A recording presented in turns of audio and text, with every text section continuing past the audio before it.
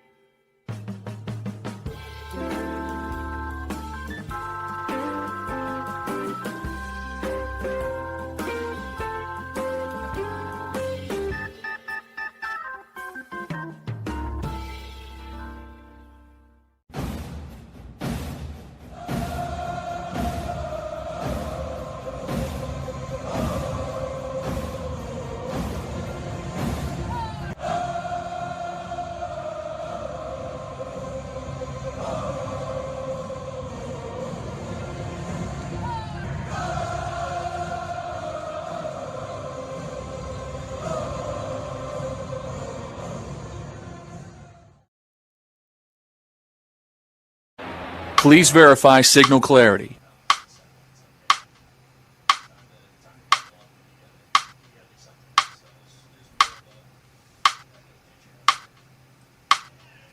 Please verify signal clarity.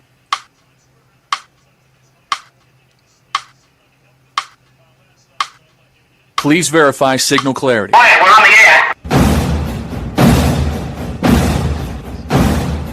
Ladies and gentlemen, we interrupt our program of dance music to bring you a special bulletin from the Intercontinental Radio News. You're in Braves country.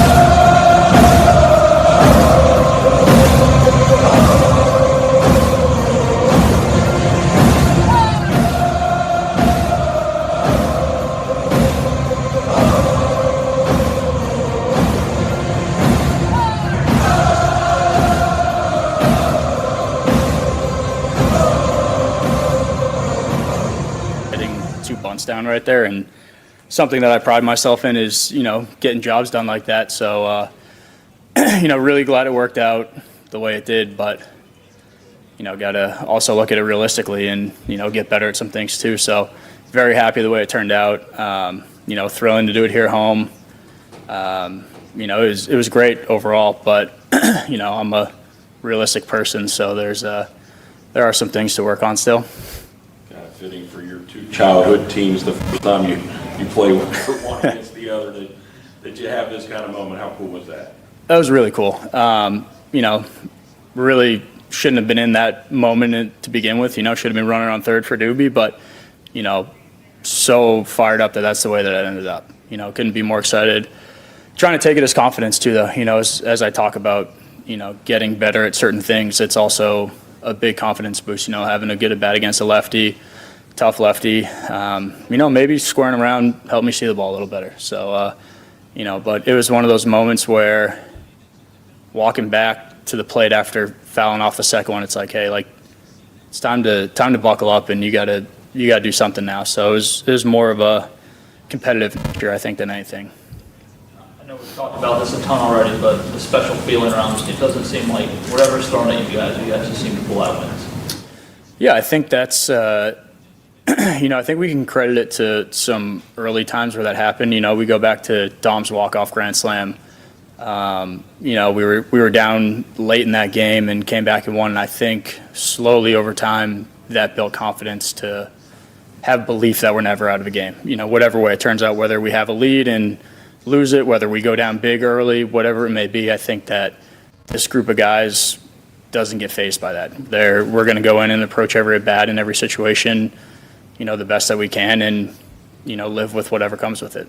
How nice is to see Spencer just come to back-to-back pretty good starts? You know, kind of put you guys in a position against the Red Sox. Yeah, that's huge. You know, he had a great start. I think, you know, yeah, we had to use some high leverage guys there at the end, but that's what you do in big games. And, you know, I think it saved a lot of the bullpen. You know, they didn't have to throw too much. They were able to step into their normal roles and do a really good job of that. So having Strider back like that is so big for this team, and he looks confident. He looks, you know, fastball's jumping really good, and it's really good to see. You understand how much this team has been able to develop its own talent over the years, and to get 2 rookies of the year, Homer, and another runner-up pitch so well, and another one maybe for this year, you know, get the win. How cool is it to be a part of this? What is organization develops their talent so well? That's really cool. I think that's what the best organizations do. They develop their talent, and, you know, then you're not forced to go out and sign a star player every year. Your hand's not forced. You've got constant talent coming up, improving the big league roster, contributing to wins. And when you've got a surplus of that, then a lot of really good things are going to happen.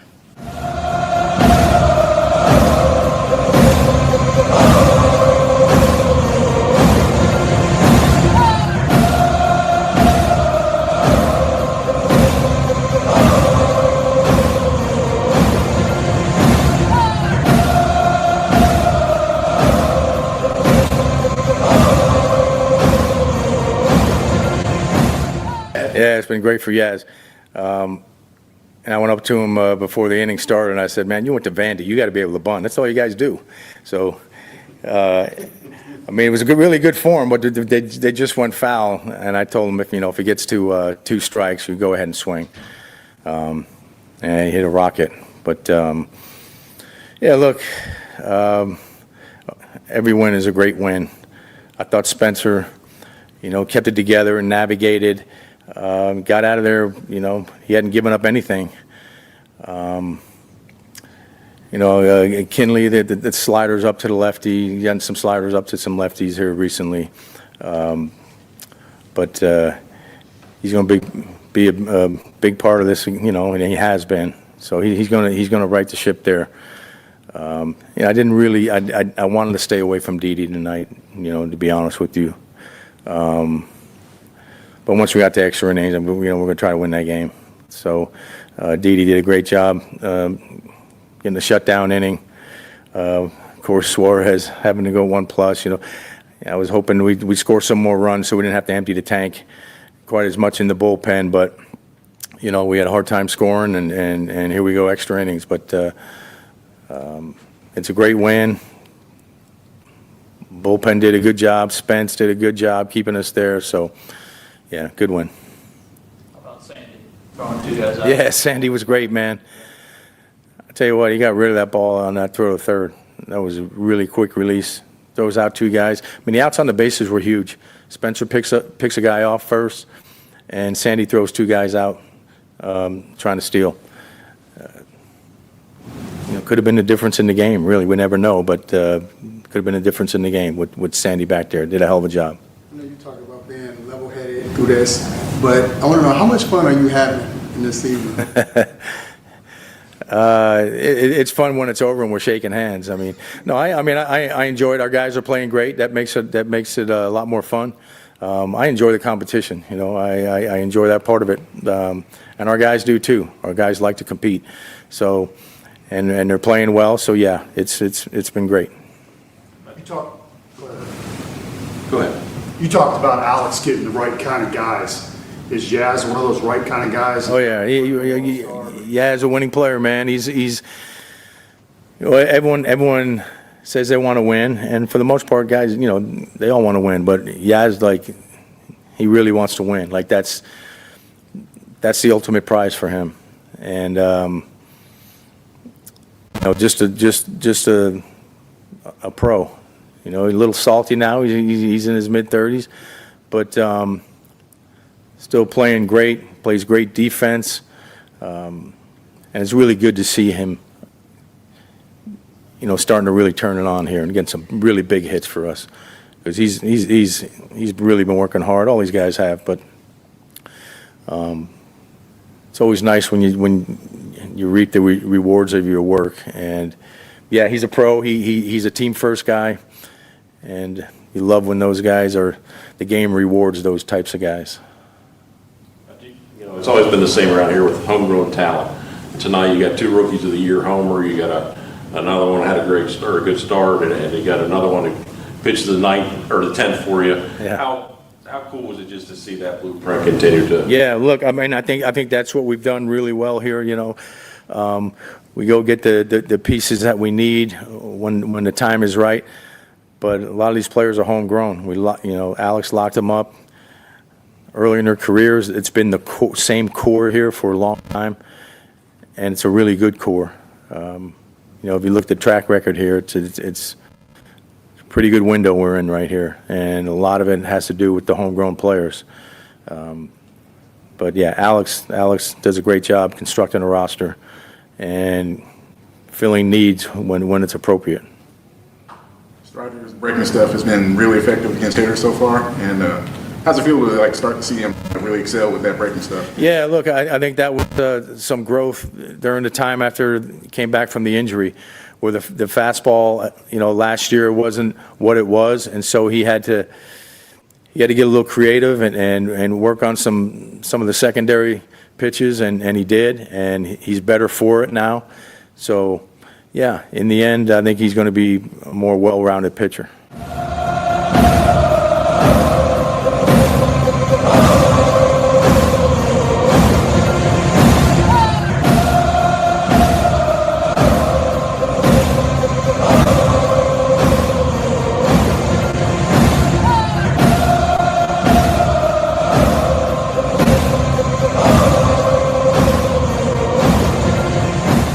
Yeah, I mean, would have liked to get deeper, put the pen in a better position, but, you know, didn't command the ball very well with 2 strikes, and, you know, got deep into counts, and so, you know, not going to be spectacular every time out, but felt like, you know, made pitches when I needed to.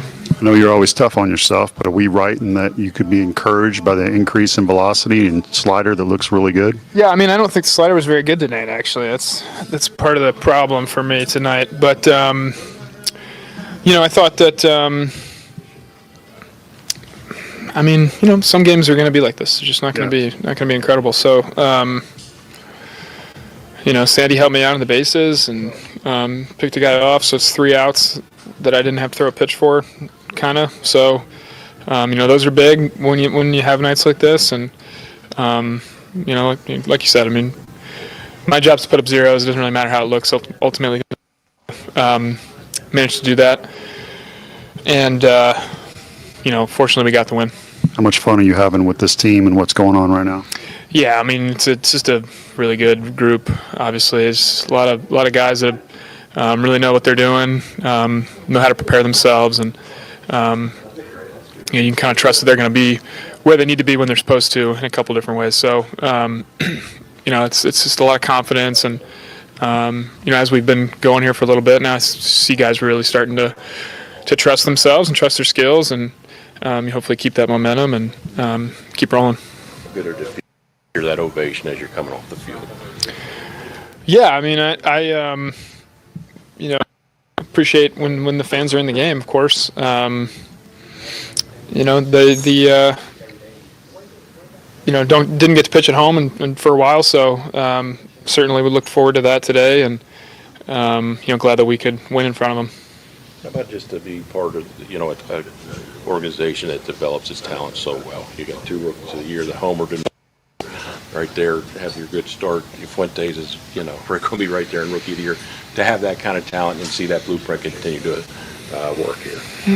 I think there's an expectation of performance at this level, especially, and so I think there's a lot of guys who've come up that you know, maybe didn't expect to be as impactful immediately as they were, or there probably wasn't even the confidence that they would be nearly as good as they were when they came up, and so I think that, you know, when you put guys into a group that challenges them and has high expectations and an environment that kind of depends on them to succeed, you know, I think you bring out the best in people, and you know, you don't really know what your ceiling is until you're challenged that way and you experience that adversity. And so I appreciate that we've given some guys those opportunities when in other organizations maybe they wouldn't have gotten those chances. So as soon as they did, and it's paid off.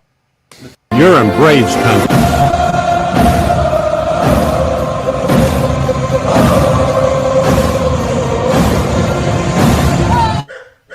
I state your name. I state your name. Do hereby pledge allegiance to the Armchair. with liberty for all. You're in Braves country.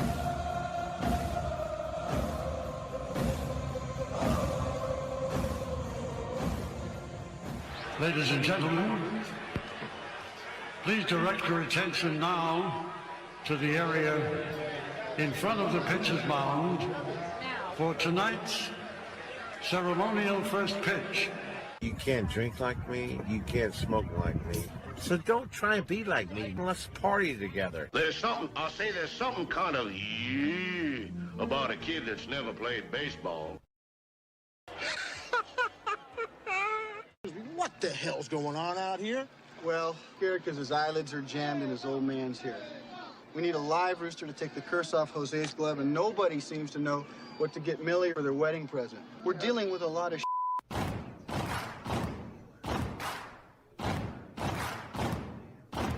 Baseball is a beautiful thing. It's more beautiful in an old park. It's asymmetrical and quirky. But even in a dome with artificial turf, it's beautiful.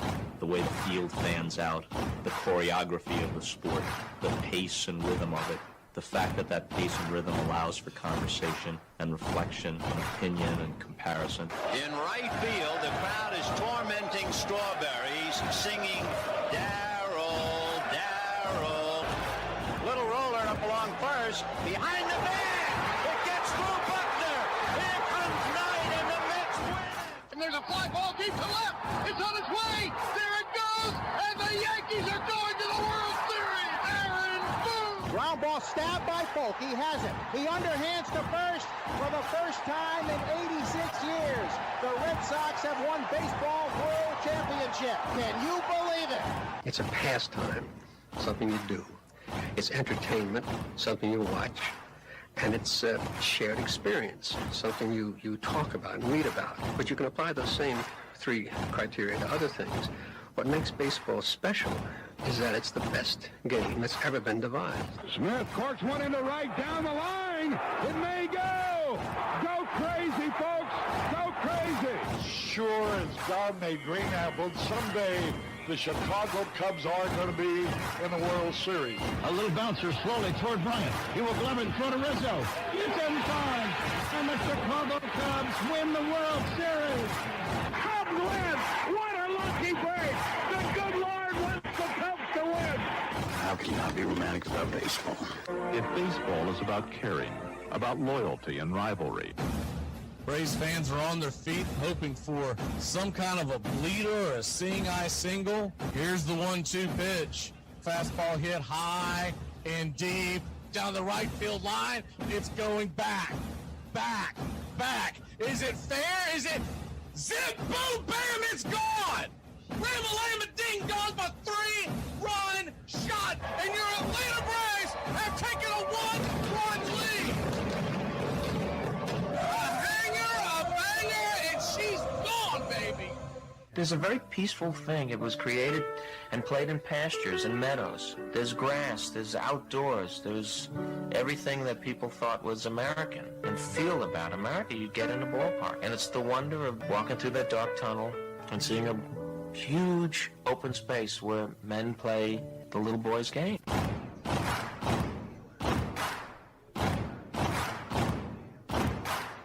People will come.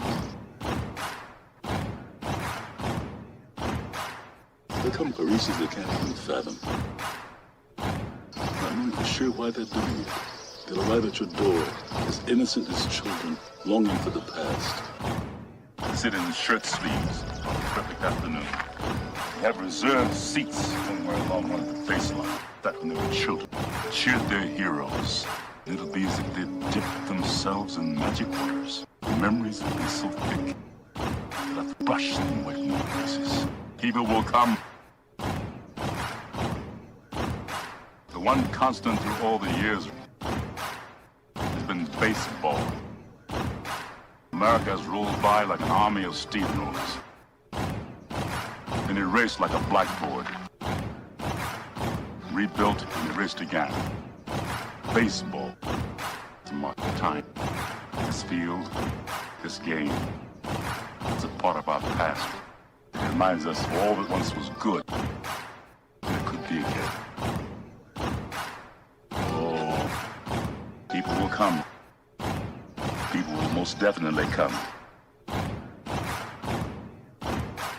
We're all told at some point in time we can no longer play the children's game. We just don't know when that's going to be. Some of us are told at 18, some of us are told at 40. But we're all told.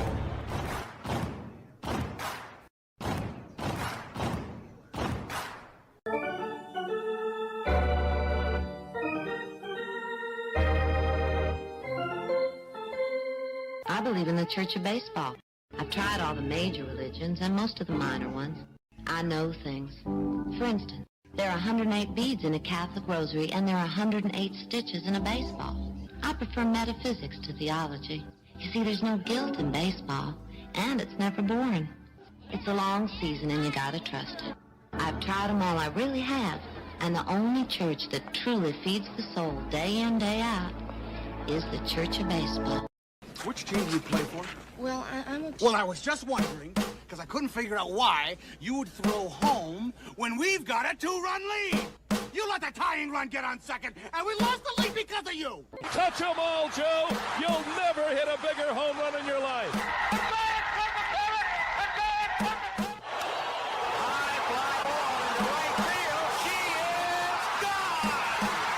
Swung line drive left field. 1 run is in. Here comes Reed. He's looking right at the plate. You're in Braves country. If there's a bigger thing going on right now, I don't know what it is. We're down to 1 strike here. Gurriel, the last hope for the Houston Astros. Here's the 0-2 pitch. Swung on, bounced over to Dansby. Dansby fires it over to Forrest. And here comes the dog pile. Fire the cannons in the battery. Do the chop all throughout Braves country. Pop that top. Your Atlanta Braves have won it all. Here's a list of the players we'll be inviting to camp. I never heard of half of these guys. And the ones I do know are way past their prime. Most of these guys never had a prime. This guy here is dead. Cross him off then. The local press seems to think we'd save everyone a lot of time and trouble if we just went out and shot ourselves. We got uniforms and everything. You know, you might think about taking Jesus Christ as your savior instead of fooling around with all this stuff. I like him very much. He no help with curveball. You trying to say Jesus Christ can't hit a curveball?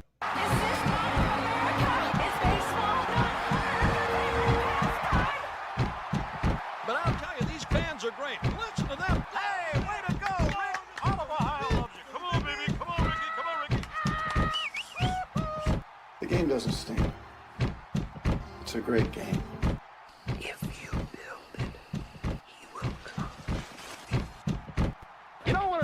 phrase about being an ex-big leaguer is getting freebies to the game. Call the front office, bingo. And once these fans recognize me, I probably won't even have to pay for my life here. Down it! I love them. Good seats, huh? You're in the wrong seat, buddy. Come on. Oh, I must be in the front row. Come on. Ladies and gentlemen, welcome. We direct your attention now to home plate. Please remain standing. We call your attention to our bands here today. They will be jointly directed. And now, another fixture. Our national anthem.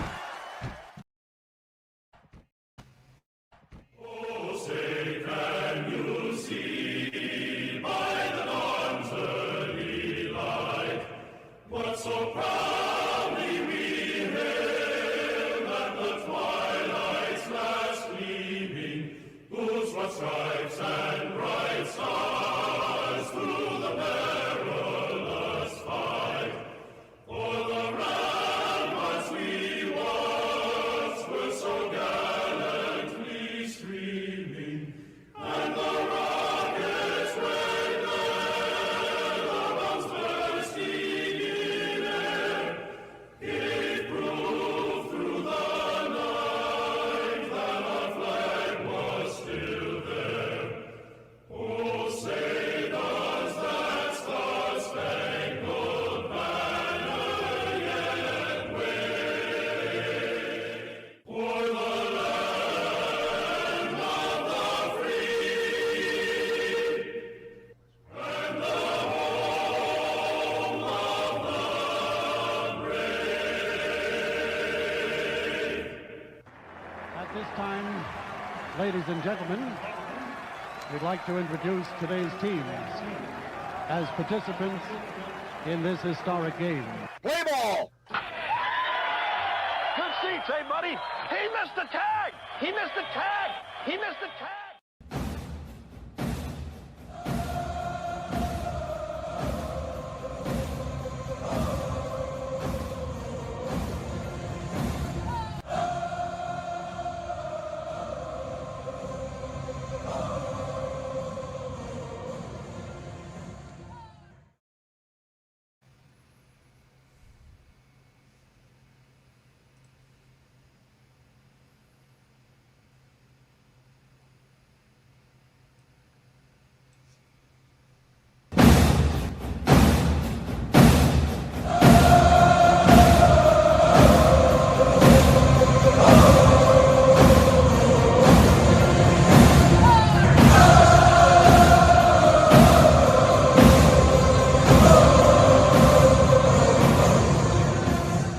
Down a beer?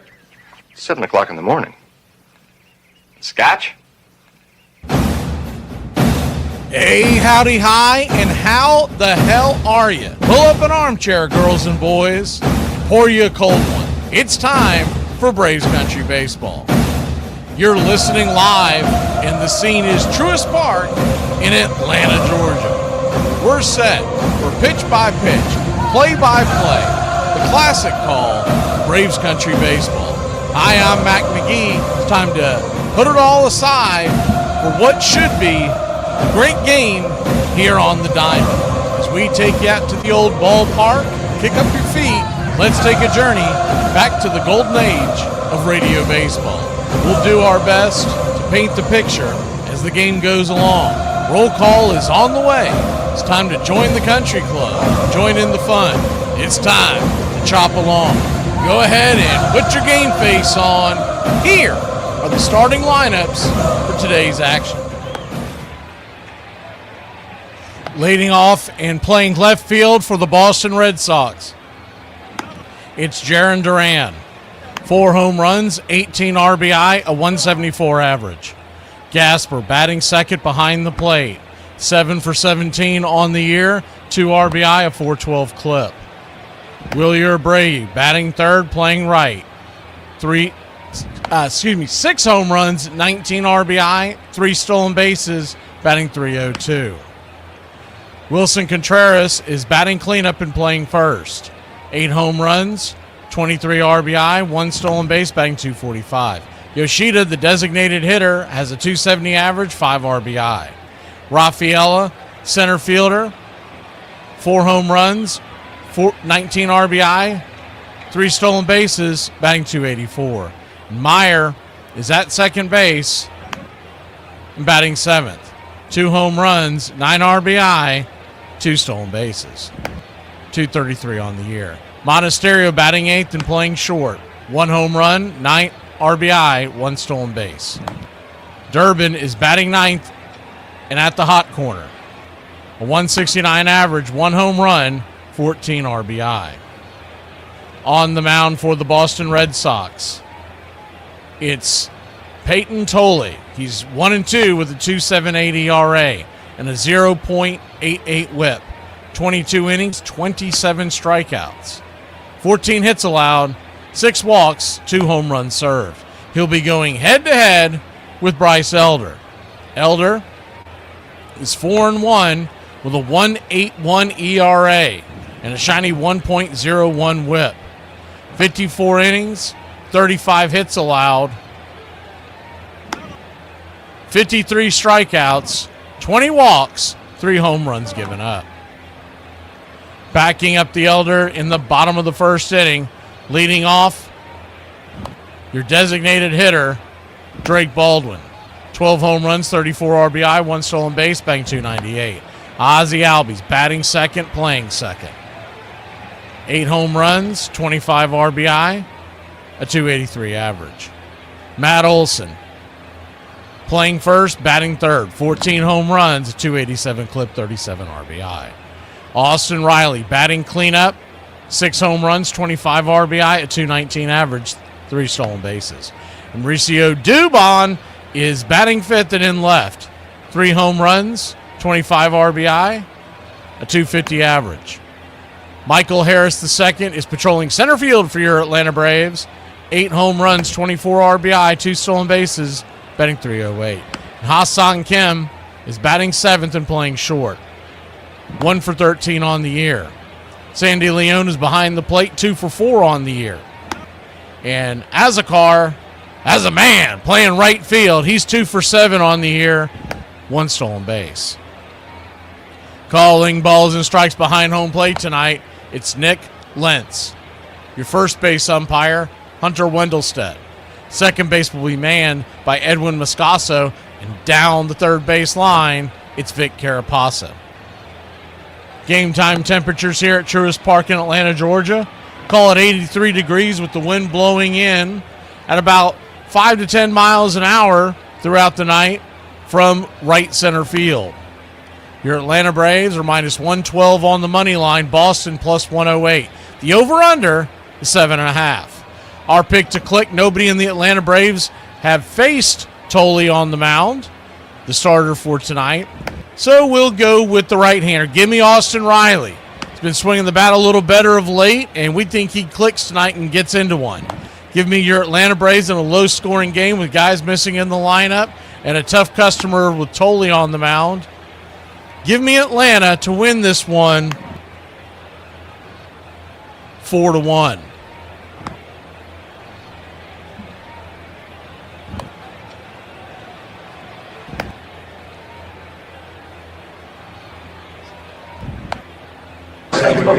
All right, you guys, let's listen up. We won a game yesterday. And if we win one today, that's 2 in a row. We win one tomorrow, that's called a winning streak. It has happened before. So let's see some hustle. Let's jack it up a little. I got a feeling things are about to turn around for us.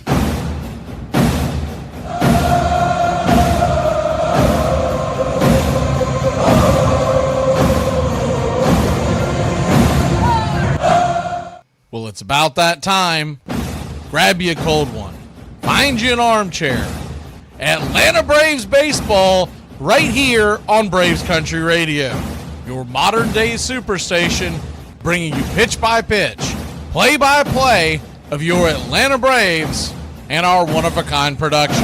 Take us anywhere you go for over 300 play-by-play games right here on the BCR.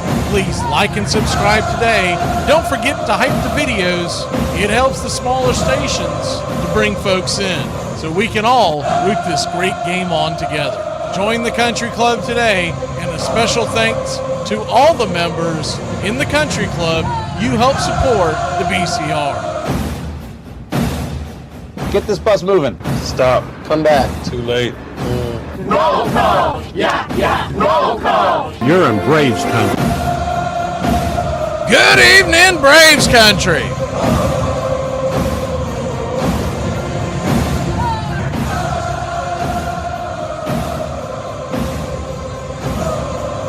Who do we got here in the roll call tonight? I see Bills fan.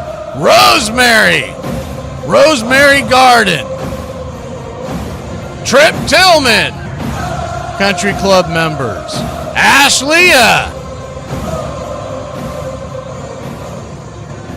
Ashley, were you always the person in school that everyone would say here, and then you'd have that one person go, present? Scotty B.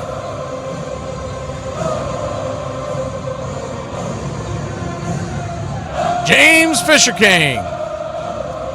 Brandon Berry. Uncle Charlie.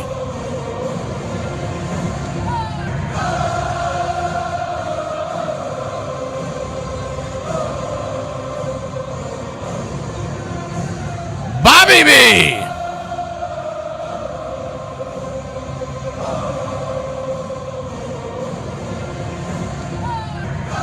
Greggles.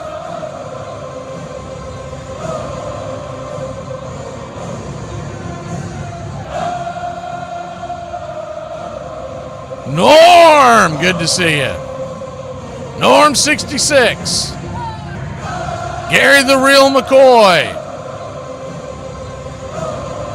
The Cavalry's here. Royal PETA. Thank you for the update, PETA. I swear if it wasn't for you, I wouldn't know what the hell is going on most of the time. Appreciate the update, PETA. Hopefully he's okay. I was wondering where he's been. I hadn't seen him in a couple of days, or a few days, I guess. What you talking about, Willis? Good to see you, Willis. Scooby-Doo! Scooby-Dooby-Doo!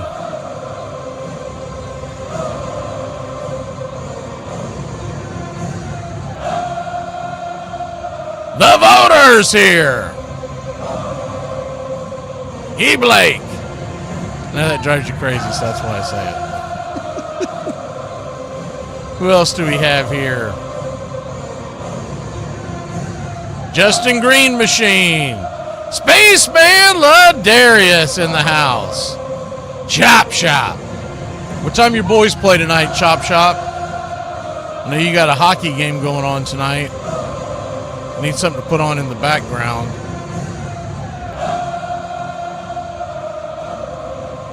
What channel is it coming on? It's getting so ridiculous trying to find out what channel a sporting event is on nowadays.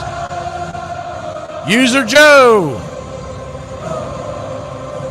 Braves are wearing their City Connects Brandon Berry. James Ray.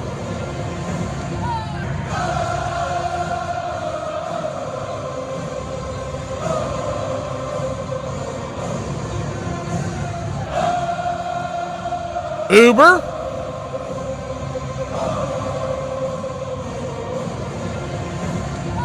Chris Feetball. Good to see you, sir. William Cook.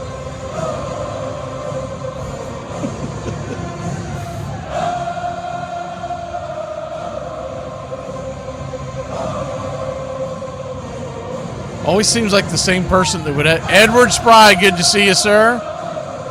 Always seems like the same person that would say present or present would also be the same one that would remind the teacher about homework assignments. Marcy in the house.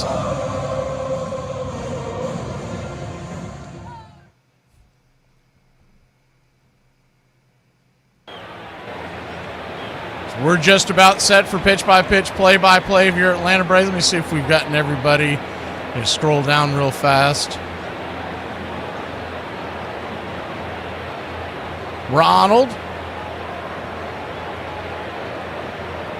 We need Ronald back in the lineup. This lineup versus left-handers, man, those are rough. Braves are wearing their City Connects, the light blues. Everybody knows what those look like as they were debuted a few weeks ago. Laying across the chest in white. We'll wait for the 3D to kick in. As soon as it does, we will bring the game to you.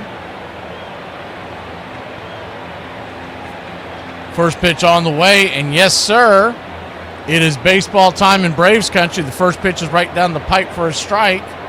It's 0-1. Righty-lefty matchup. The 0-1 sawed-off foul. 0-2. So an 0-2 count. Bryce Elder on the bump. More on that in a second. The pitch on the way.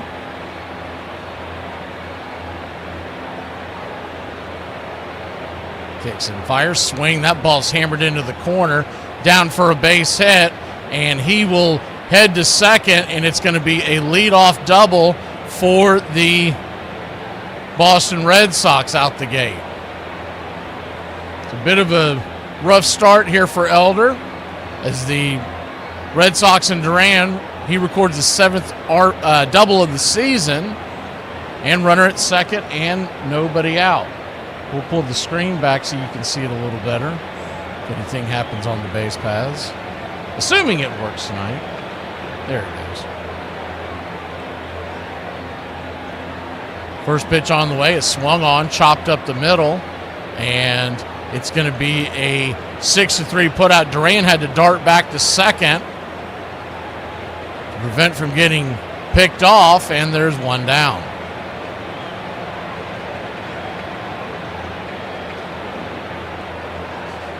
One on, one out, and Wilyer Abreu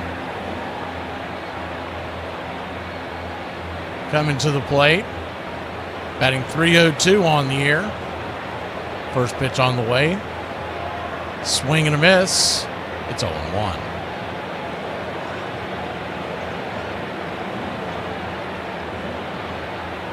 The 0-1. Kicks and fires. Fouls it back. It's 0-2. An 0-2 count. Runner at second. One out.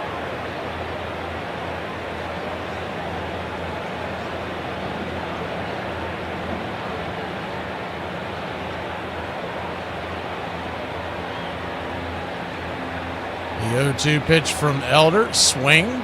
Slaps it down the line. Foul.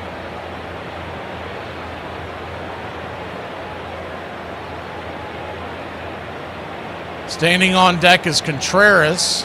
Yoshida in the hole. Braves nothing. Red Sox nothing. The 0-2 pitch. Brings it.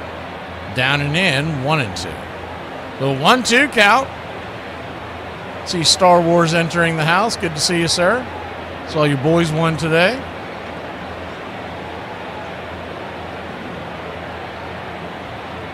We'll get you caught up on all the out-of-town action here in a moment. The 1-2 fouls it back.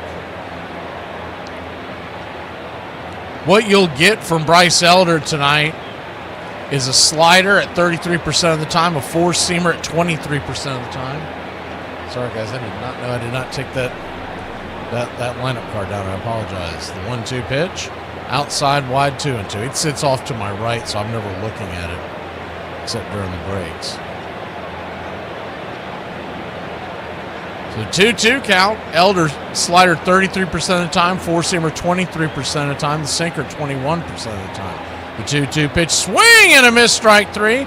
Chase one down around his cankles, and there's two down. He throws the cutter 12%, changeup 11%. So a 5-pitch mix. He used to throw a curveball, but as of recent, he has not thrown one. He says he still has it in his arsenal and works on it from time to time, but essentially, Greg Maddux talked him into losing the curveball and going to the cutter. First pitch is a sinker at the knees. It's 0-1. His cutter and his slider really, depending on how much oomph he puts on it, they can almost mask as each other. The 0-1 pitch right there at the knees. 1-1. I remember at the beginning of the season, I was watching him pitch, and I would go to call one of his sliders, and it would be bending like a curveball. And then they just explained that basically he takes something off the slider, the 0-2. Swing and a miss, strike 3, and respect your elders, son. Don't lead us off with the double. We'll be back in a flash. Bottom of the first we go here in Braves country.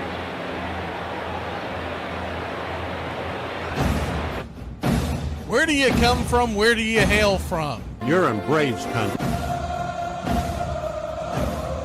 It's always great to hear where everybody's listening here in Braves country.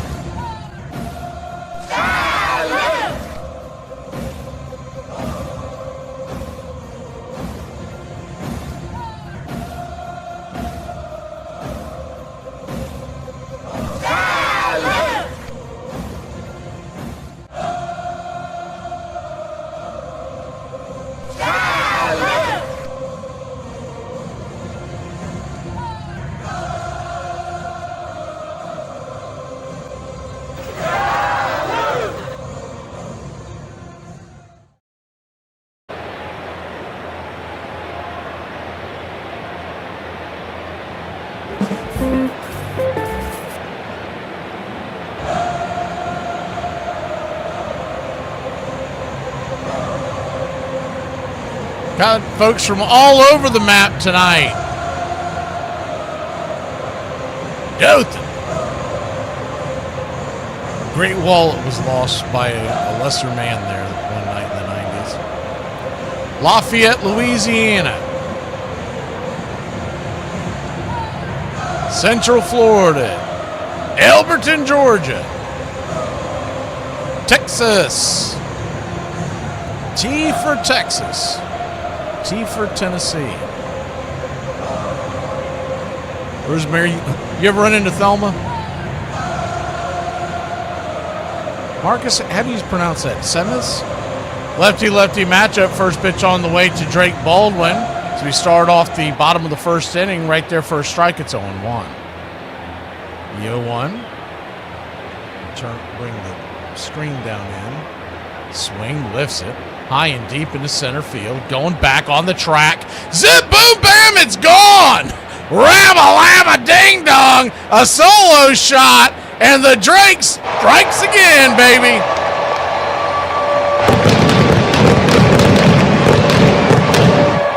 You don't like the Drake? I love the Drake!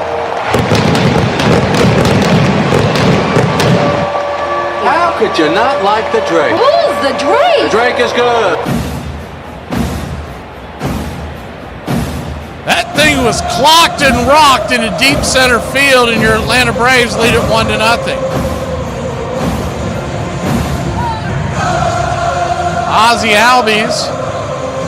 Get back to the strike zone. He's jumping on the sign. Here we go. Ozzie Albies takes the first pitch off the plate for a ball. It's 1-0. The 1-0 lefty-righty matchup. Kicks and fires. Just off the plate. Ball 2-0. So a 2-0 count. Swing. Hammered. High and deep into left field. Going back on the track. Making the catch at the wall for a loud out number 1 is Jarren Duran. The first out of the ball game of your Atlanta Braves. Man, Ozzie got a hold of that thing.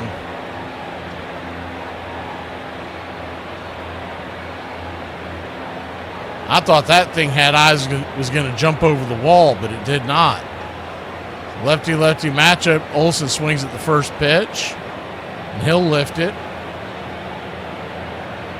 into left field, excuse me. That'll be an F7 in your scorecard. And there's quickly 2 down.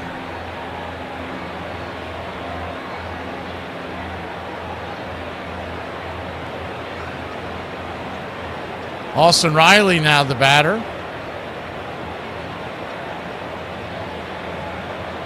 First pitch is upstairs. Just misses high. 1-0. 1-0. Turns and kicks. Swing and a miss. At the change around the knees. It's 1-1. 1-1 count. Strike on the inner cut. I don't know about that one, but he got the call. 1-2. Braves 1, Red Sox nothing. If you're just joining us, another Drake Baldwin home run in the first inning. And the 1-2, Austin Riley takes it right down the pipe, and that'll end the inning. Man, you got to swing the bat, Riley. But Drake is alive and well, and it's 1-0 good, guys. Like the Drake. I love the We'll Drake. go to the second. How could you not like the Drake? Who's the Drake? The Drake is good. If you ain't at Chick-fil-A, then where you at? I'm at Popeyes because I'm black. Stop telling women on the internet how beautiful they are and go say it to your wife. Okay, well, she might like it. Hey, honey, did you know that these women on the internet are beautiful? You know, in my experience, all the people that said I was negative and challenging were just angry that I was on to them. Yeah. Gotcha, bitch! Do people still say bound chicka wow wow? I feel like if I said that to a child, not a child, I just feel like what the f***? If like a teenager heard that saying, they'd be like, what? That's what I meant. The day of the draft was the day of our class trip. We were going to go to Hawaii, and the draft was going to start about an hour before I took off for that flight. You know, there was talk that I could go in the first round, so, you know, I thought, well, okay. Chicago Cubs select 0965. I remember being at the airport, calling home, and did I get drafted? And they said, no, you didn't get drafted. I remember they picked Drew Hall, you know, strapping left-hander out of Kentucky. 6'4", left-handed, you know, sure. You know, you're 5'11", you weigh $145. No, I don't think so. We're gonna bet on the 6'4" guy, you know. Okay, that concludes the first round. We're gonna pause for a moment right now. Hopped on the plane, went to Hawaii. When I landed, I called back home, and they said, yeah, you got drafted in the second round. The Cubs took you. You know, enjoy your 5 days in Hawaii on your class trip, and you could report when you get back to the States. You're listening to Braves Country Radio with Mac McGee, the classic call of Braves Country baseball.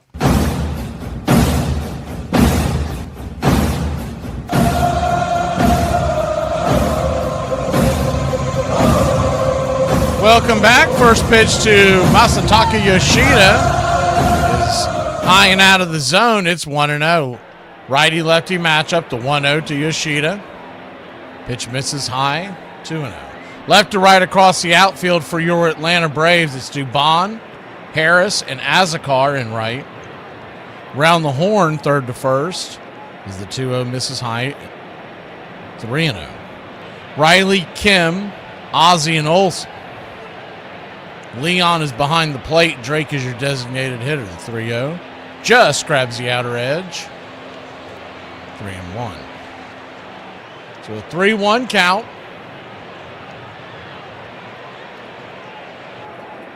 Right there.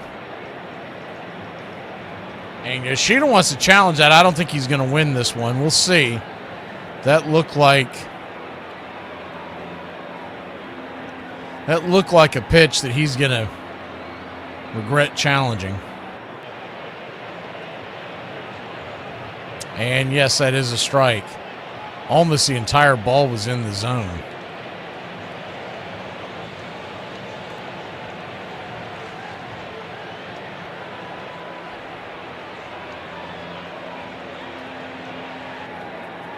The payoff pitch, swings, slaps it down the line, foul. We'll do it again. Braves 1, Red Sox nothing. Top of the second inning, Elder with 2 strikeouts so far. The payoff pitch, swing, punches that back foul.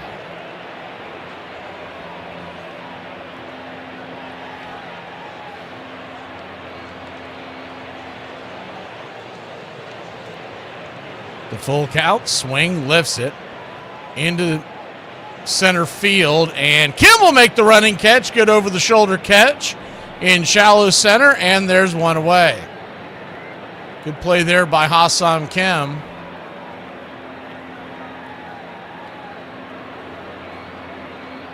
Not going to lie, at first glance, it looked like it was going to fall.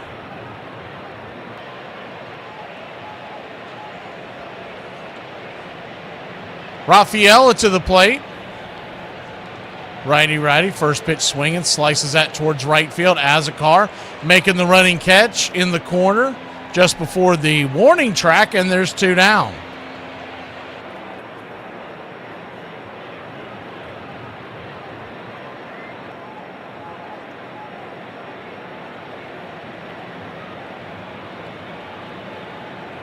Both teams with 1 hit. A leadoff double by the Red Sox, a leadoff home run by the Braves, and that's the difference in the score, 1-0 Atlanta. Top of the second, 2 outs. Marcelo Meyer takes the first pitch upstairs. Looked like a strike. Doesn't look like Sandy's going to challenge it. It's 1-0. The 1-0. Swing, rips it. Hard hit ball, one hopper over to Ozzie. Ozzie grabs it, spins, turns, flips, and that'll end the inning. So the Red Sox go down. 1, 2, 3. We'll be back in a flash here on Braves Country Radio on a Saturday night, baby. I don't think he went to school nowhere. If he went to school, he didn't learn nothing. You don't go into the other team's clubhouse. I'm sorry, but if I'm on that team, I'm going, get the bleep out of here. We'll see you on the field. You don't need to be in the other team's clubhouse. If you play on the other team, you'll see him on the field. I know times have changed. I don't care about fraternization. I don't care about pimping homers. I don't care about any of that. You don't walk into my clubhouse. You just don't. If I would have gone into the other team's clubhouse, even if you leave on good terms, in the clubhouse, somebody would have been like, get the out of here now. Have you seen a player while you were playing head into an opposing clubhouse? Not one time in 13 seasons did I ever see this. You know, to me, this was on Kevin Cash. You got to know, like, man, come on, man. These other guys are in here trying to prepare for a game. Look, there's many ways to sneak around in a clubhouse and in the stadium if you want to see a guy besides, you know, strolling him through the actual clubhouse, coach's office, or, you know, even in the cage. I have nothing wrong even meeting in the cage, you know, in the tunnel. But the clubhouse has always been sacred. You don't go into the other team's clubhouse. Baby, you can play with your taxes. You can play with your ass. You can play with your rent. But not me. Good day, my love. Well, you know, first time away from home. I was 18. You know, you go from Vegas to Pikeville, Kentucky. I mean, it's a pretty drastic difference. You know, we stayed in the dorms, and I was, like, baffled that there was no place to eat at 9 o'clock at night. Everything was closed. Jim Ferry was our first manager, and, you know, he was from the South, had the Southern Alabama accent, and, you know, he would always, like, start every sentence off, listen up, all right, y'all suck, okay? Ain't none of you good enough to get to the big leagues. So y'all, you better get the names and addresses, everybody, because half of you mother aren't going to be around here next year. Join the Country Club today. Help support Braves Country Radio. Join the Country Club today. Welcome back. First pitch swinging, and it'll be high and deep, but not deep enough as Mauricio Dubon gives it a ride into the right field corner. Up against the wall, making the catch in right field is Wilyer Abreu, one away. Left to right across the outfield tonight for the Boston Red Sox, it's Duran, Rafaela, and Abreu. Around the horn, third to first, Durbin, Monasterio, Meyer, and Contreras is the first pitch to Michael Harris II. This is high and out of the zone. It's 1-0. Gasper is the catcher tonight. Totally on the bump. The 1-0 off the plate. Ball 2-0. And Yoshida is the designated hitter. 2-0 count. 1-0 your score. Just getting going here in the bottom of the second inning. The 2-0 pitch. Swing, chopper. Over towards second. Backhanded by Meyer. Flips it to first, and that'll be an easy 4-3. 2 down.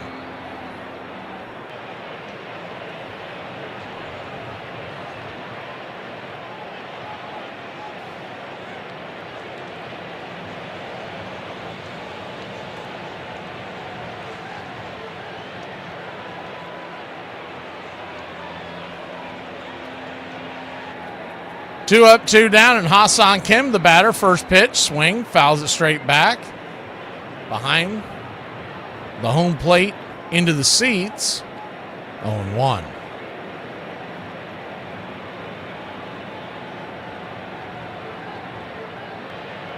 The 0-1.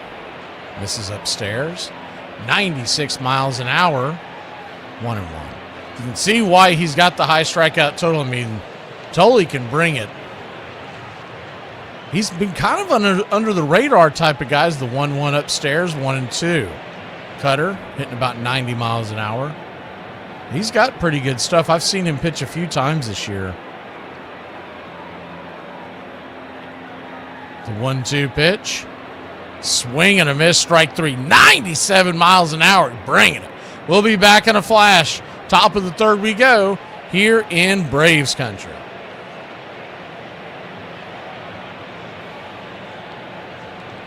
What are you doing? Dude, I am so sick of you yelling at me.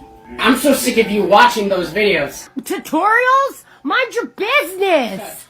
Yes, I tell you this every time and you don't believe me, and that's a you problem, not a me problem. You don't know because you're not over here watching it. This girl right here? No, you listen. I'm a She was teaching us ladies how to tape up our boobies, so when you're wearing nothing but a blazer, they will stay. And that's what I was watching. And you always come in here wanting to yell at me and reverse parent roles over here. Yeah, huh? Hi, is this witness protection? Yeah, so I tried learning how to play my husband's video game and ended up accidentally deleting all his progress. Oh, I know. Yeah, I'm all packed. I'll wait on the curb. Thanks. You know, I love baseball, but I hated being away from home. That was a huge adjustment for me right there. We're riding on crappy buses. People aren't really, we're not friends. We're 24 guys drafted and nobody knows anybody. You know, we talk on the phone for 3 hours at a time, and he was just like, man, this is rough. It's lonely. It's hard. You're fitted for yourself. It was basically, I'm going home. And I said, why? I hated being away from home for the first time, really homesick. He was having a rough time, and he called me up, and I said, well, you're going to stick around, right? And he goes, we'll see. You knew he was kind of just right on the fence. I wanted him to not quit because he was homesick. If you're brutal and you're getting just killed out there, well, maybe, but that wasn't the case, so. One of the older guys, Bob Mandeville, took me in. I'm like, Greg, you can't quit. You got a great career ahead of you. He made the downtime more fun. We started playing cards together. Wasn't as homesick anymore. Started enjoying being around the guys, making new friends, teammates. It was just kind of a grown-up experience for me, probably more so than anything. Welcome back. First pitch on the way is right there for a strike. It's 0-1. Righty-righty matchup. Monasterio digging in. The number 8 hitter for the Red Sox, the 0-1. Right there, it's 0-2. It'll be Monasterio, Durbin, and Duran due up. The 0-2. Swing, fouls it away. We'll do it again. You'll notice Elder pitches extremely fast these days. I do think that is all intentional, trying to keep the batter off balance. He wasn't doing that originally when he first came up, and he's lightning quick now. The 0-2. Change up down and in, 1-2. 1-2 count. Swing, chopper over to Olsen. Olsen will deliver it to Bryce Elder, who will tap the bag, and there's one away.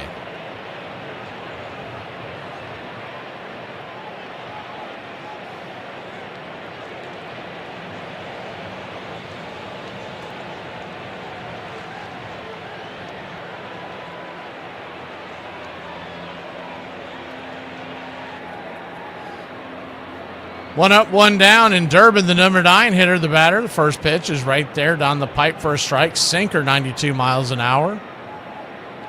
0-1. Durbin batting 169 on the year.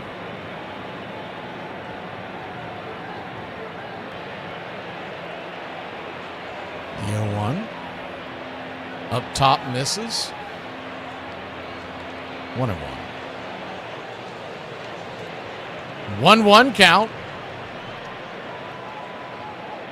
Way outside wide cutter. Ball 2-1. Top of the order on deck, Jarren Duran. He hit a double his first time up. The 2-1 pitch, swing, Bangs it over to short. Kim's got it. Flips it to first, and it's a 6-3.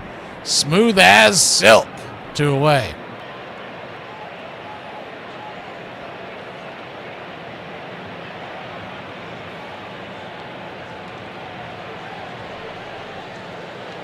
Two up, 2 down, and Jaron Duran, who hammered a double to right. It was a pitch that hung in the zone, and luckily it did not cause any damage.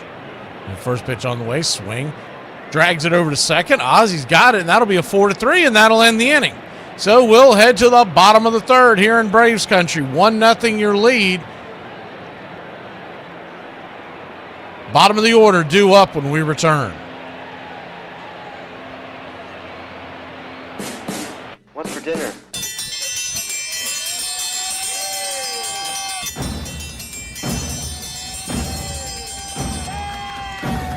Hey, chef, what's for dinner? My favorite. What's for dinner? Get in my belly! Blob, the Blob, Blob Barker, Blob of the Hut, and Rub-a-Dub Chub. What do you want for dinner? I don't care. One large jambalaya, please. Jambalaya? Piggy can't fit through doorway. Oh, this is fantastic.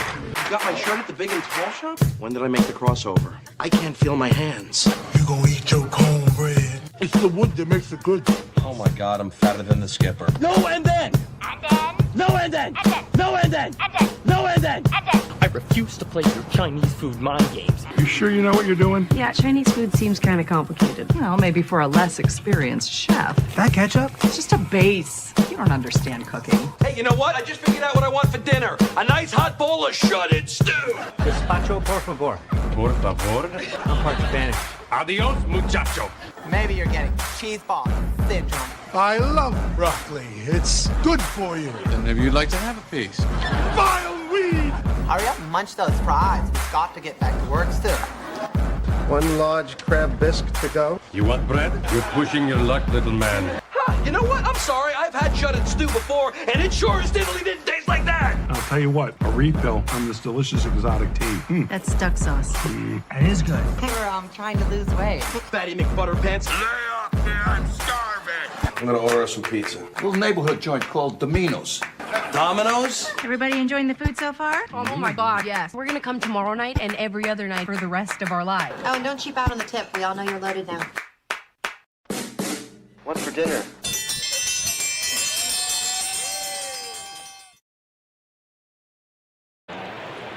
Welcome back.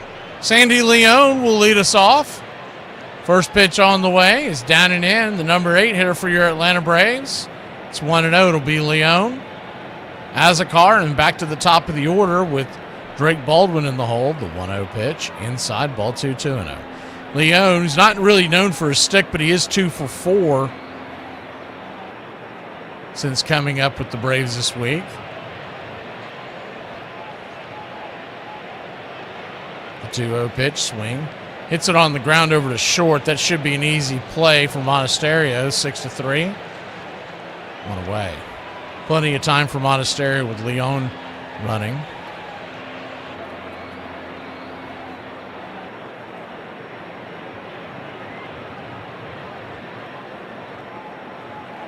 Spaceman with pizza. Beans! Bill's man, you just eating beans? Which sandwiches? Lefty righty is the first pitch to Azakar. Swing and a miss. It's 0-1. The 0-1. Inside.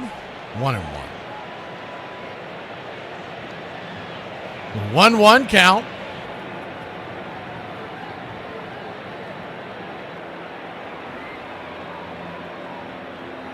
Right there on the outer edge. Good cutter. 1-2. I'm doing cheese quesadillas tonight.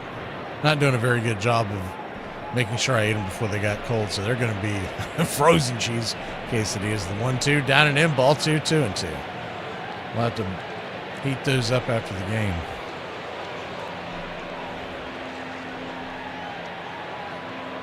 The 2-2 count from Tolley.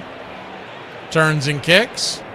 Swing, rips it, into left center field. Get down, get down, get down. That ball's going to get down where the green grass grows as the car goes flying around. As a man standing at second base, it's a one-out double for your Atlanta Braves. Good piece of hitting by Azakar. Hitting, not about muscle. It's simple physics. Calculate the velocity V in relation to the trajectory T, in which G, gravity, of course, remains a constant. It's not complicated. He's putting pretty good bat to ball here, filling in for Ronald Acuna Jr. As that'll take his batting average up to 375. Lefty-lefty matchup. First pitch on the way is down and in. Misses for a fastball. It's 1-0. Drake Baldwin, back-to-back nights, taking the starting pitcher of the Boston Red Sox deep in his first at-bat. The 1-0. Outside wide, ball 2, 2-0. At the bar eating pizza. Two of the best things you can be doing.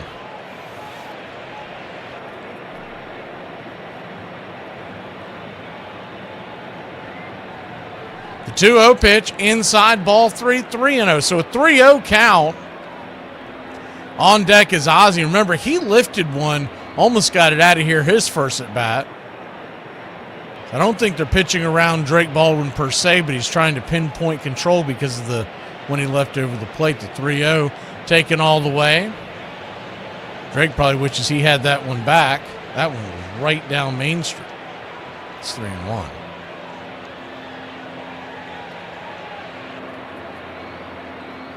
The 3-1 pitch. Outside wide, ball 4. So he'll head on down to first, and that means we've got runners on first and second. There is one out. Ozzie Albies coming to the plate.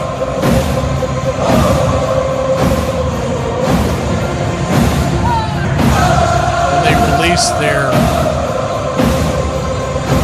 lineup tonight on social media on X, we always do ours on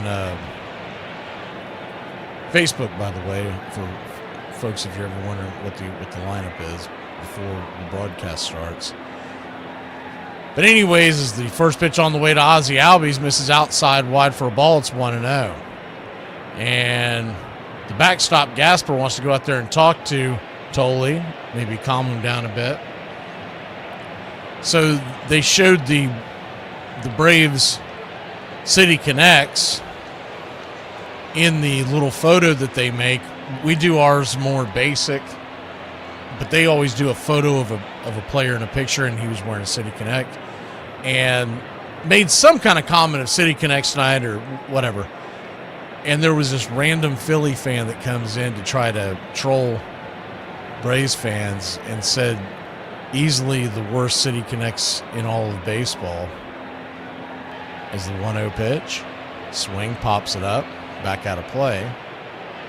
1-1. When I first saw the comment, I could just tell by how dorky the comment was, it was someone who wasn't a Braves fan, that they were trying like hell to get a reaction. So I go to their page and see they're a Philly fan, and by the time I've done that, I look at someone had already commented about the Philly City Connect. They said, "We've seen yours," and that was all that needed to be said. The 1-1 pitch, swing, lifts it into left field, and that's not going to get very deep. It's going to be an easy F7, and there's 2 down. But Philly easily has the worst City Connects. I don't know if he was trying to say it ironically, but I guess he's done this a bunch, so it's par for the course with this guy or gal. It's one of those faceless X accounts. But that's, man, I'll tell you what, for a pretty devoted fan base, they need a makeover on their City Connects in a huge way. Matt Olson, the batter, he lifted a first pitch for an out his first time up. He'll swing at this one, and that'll be an out. F5 in foul territory, and that's how you get out of a jam. Swinging at one's outside the zone. We'll be back in a flash. Go to the top of the 4th. 1-0 Atlanta. What's your dog? I don't With a nickname like Stan the Man, you know Stan Musial was something special. How good of a hitter was he? One player said he could hit 300 with a fountain pen. He started out as a pitcher, before a shoulder injury ended that chapter of his career. He had 3,266 more at-bats than Ted Williams, but 13 fewer strikeouts. He hit no less than .310 for 16 consecutive seasons. In his first 5 full seasons, he won 2 batting titles and 2 MVPs. Even though he was an exceptional hitter, which is evident by his 7 batting titles, he wasn't above putting the team first. His 35 sacrifice bunts are more than Joe DiMaggio and Ted Williams combined. He won 3 MVP awards in his career, but even more impressive, he received MVP votes in 18 of his 22 seasons. In his first 9 seasons, he had more doubles than he had strikeouts. A pitcher once said you were better off throwing 4 wild ones and trying to pick him off at first base. His 12 walk-off home runs are second only to Jim Thome. Despite missing an entire season to serve in the Navy, he still held 17 big league records and 29 National League records at his retirement. One of the greatest hitters of all time. Hey, y'all better look the out today. My crayons are sharp, the box is full, my bottle of glue's topped off, and my helmet's on tight, baby. We about to rism with the tism. Let's get with it. Had to be a learning process for you. Well, I learned a lot. I pretty much learned how to live. I mean, you have to adapt to your new environment, and I learned all the do's and don'ts. I was in AAA at the end of the year, and, I had a pretty good summer, and, I kind of expected to get called up. In 1986, he gets called up in September after being very good in the minor leagues, and he's only 20 years old. Turn around, and I get pulled over for speeding. It's my first ticket, and, I'm nervous. Cop pulls you over, you're 20 years old, and he writes me the ticket, and Chico goes, "Damn." I'm like, "What?" He goes, "My wallet's right here." So I turned around, got a ticket, and then we turned back around and went to Chicago. In the last 2.5 years just zipped right by, and here I am. I couldn't ask for anything better right now.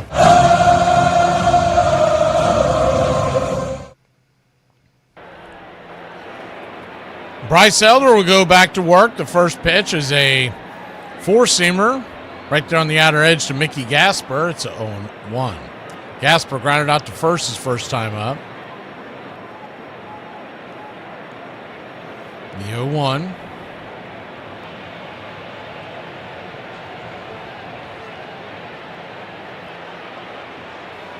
There's a slider on the outer edge, just misses 1-1. Be Gasper, Abreu, and Contreras. Braves lead it 1-0. The 1-1 misses. Ball 2-1.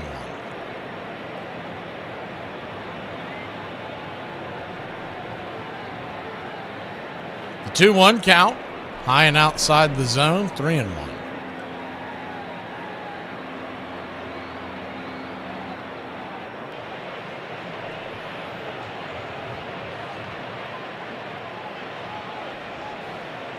Three-one pitch, swing, lifts it into right field, and that's just going to get down, goes off the glove of Azekar. Azekar corrals it before the runner can advance, so it'll be a leadoff single for the Boston Red Sox here in the top of the 4th.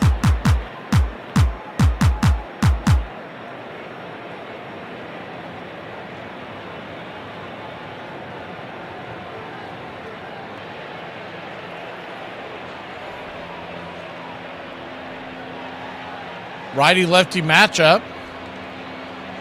First pitch on the way to Wilyer Abreu. Down and away, it's 1-0. The 1-0. Turns and kicks. Down below the knees. Good block by Leon to keep the runner at bay. 2-0. The 2-0 count.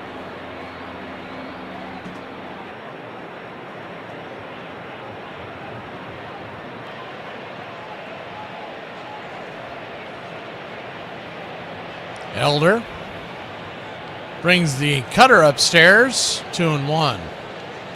Bryce Elder, 43 pitches into the night.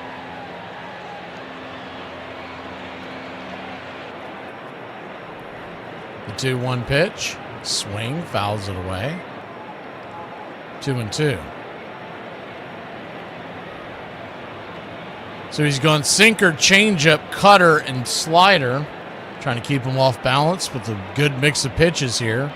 He'd love a double play right now. Runner at first, nobody out, 1-0 the Braves lead.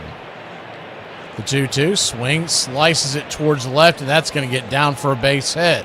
So back-to-back singles. Not a hard hit ball, but hit them where they ain't, and the Red Sox have something brewing here in their top half of the fourth inning.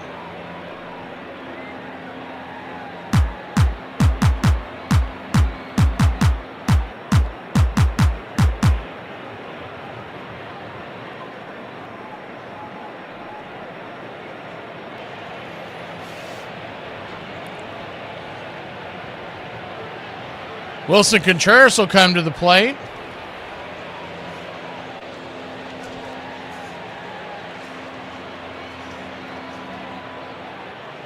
Contreras standing in, righty-righty matchup. First pitch is a swing and a miss at the slider in the dirt. It's 0-1. He's always a double play candidate. He doesn't run particularly well. Ex-catcher, now at first base for the Red Sox on most days. He'll DH sometimes. He's a heck of a hitter. The 0-1. Swing, rolls it over to Riley. Riley fumbles it, fires it to second. Bad decision by Riley. E5, and everybody's safe. Bases loaded, nobody out.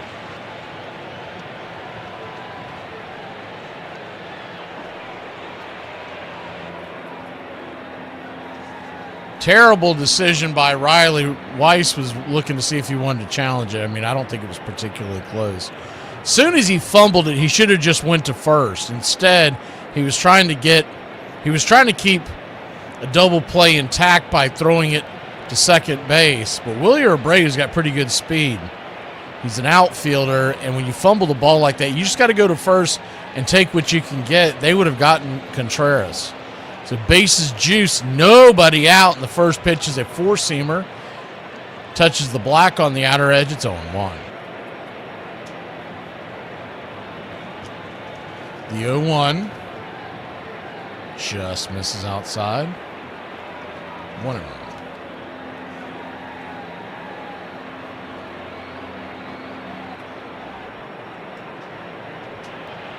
One count. Swing. Fouls that cutter away. 1-2. You'd love a strikeout here, but honestly, the Braves would gladly give up a run, especially if they could turn a double play.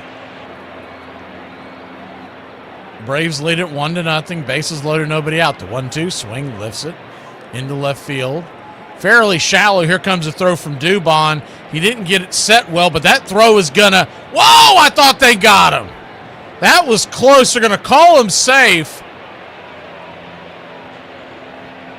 See if we want to challenge this or not. If Dubon sets himself up a little better, I think he's going to end up getting him. He charged in. They do want to challenge it. It's really close. They do. So he started to charge in, then retreated, and when he caught the ball, his momentum was not heading toward. I think he's going to be safe. But the point is, if he plays that ball correctly, they're either not going to send him, or he's going to be out. It's really close. So he tags him on the top of the shoulder. And trying to get a look at the same time as he gets him. His foot is just hitting the plate. So the problem is they called him safe. I think that foot, well, the thing is his lead foot touches the ground, skips over, and then he slides across the plate. I don't think he's touching the plate when he gets tagged. Now, all he has to do is touch that plate before any kind of tag takes place. But what I'm saying is, the way he slid, it looked like he bounced.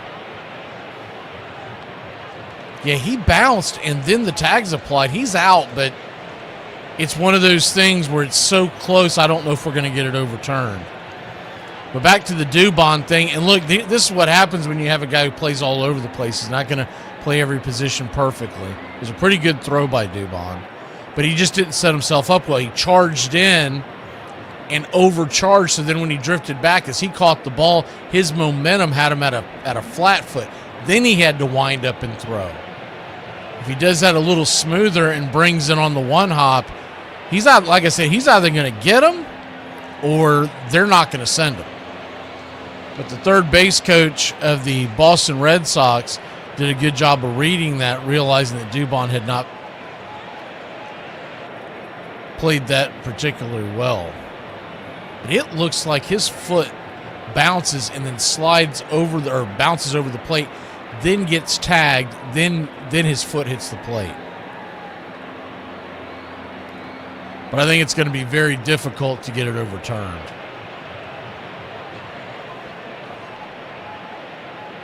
And that's the problem, is that the original call, and it was such a bang-bang play, you can't really get onto the home plate umpire. He had himself set up in the right position. It's easy for us to see it on a replay. And hopefully the replay guys get it right, but I've given up on the replay guys because they have started to lean so much on, if it's close, they're going to go with whatever's called on the field.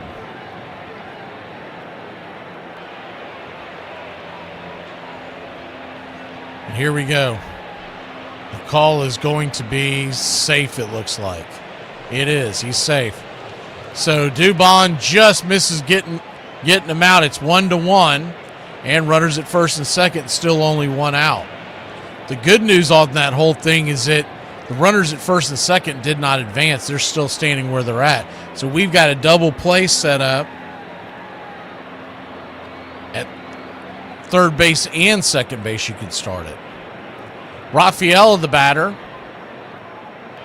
He's going to be hard to double up. The Braves did go and challenge the play by tossing the throw over to third to make sure that Gasper had not left before the catch was made.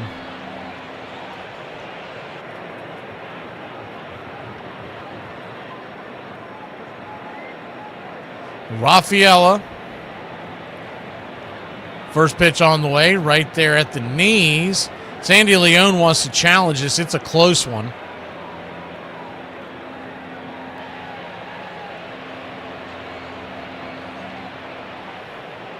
And here comes the ABS challenge, and he will lose that challenge.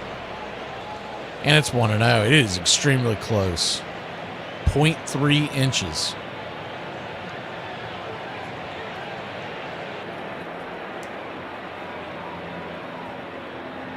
The 1-0. Slider right there at the knees. It's 1-1. So Braves are down a challenge and down an ABS challenge. 1-1 count, swing, chops it down the line. It's one of the reasons why I've been in favor of, so as it stands now, in a 9-inning game, you get 2 challenges and 2 ABS. And I've been in favor of just changing that whole system as the 1-2 pitch, swing, pops it up.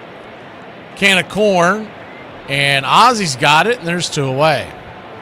So now Elder can get out of the jam with an out here as Marcelo Meyer comes to the plate. But I've been in favor of just scratching that whole idea and give a team 3 total challenges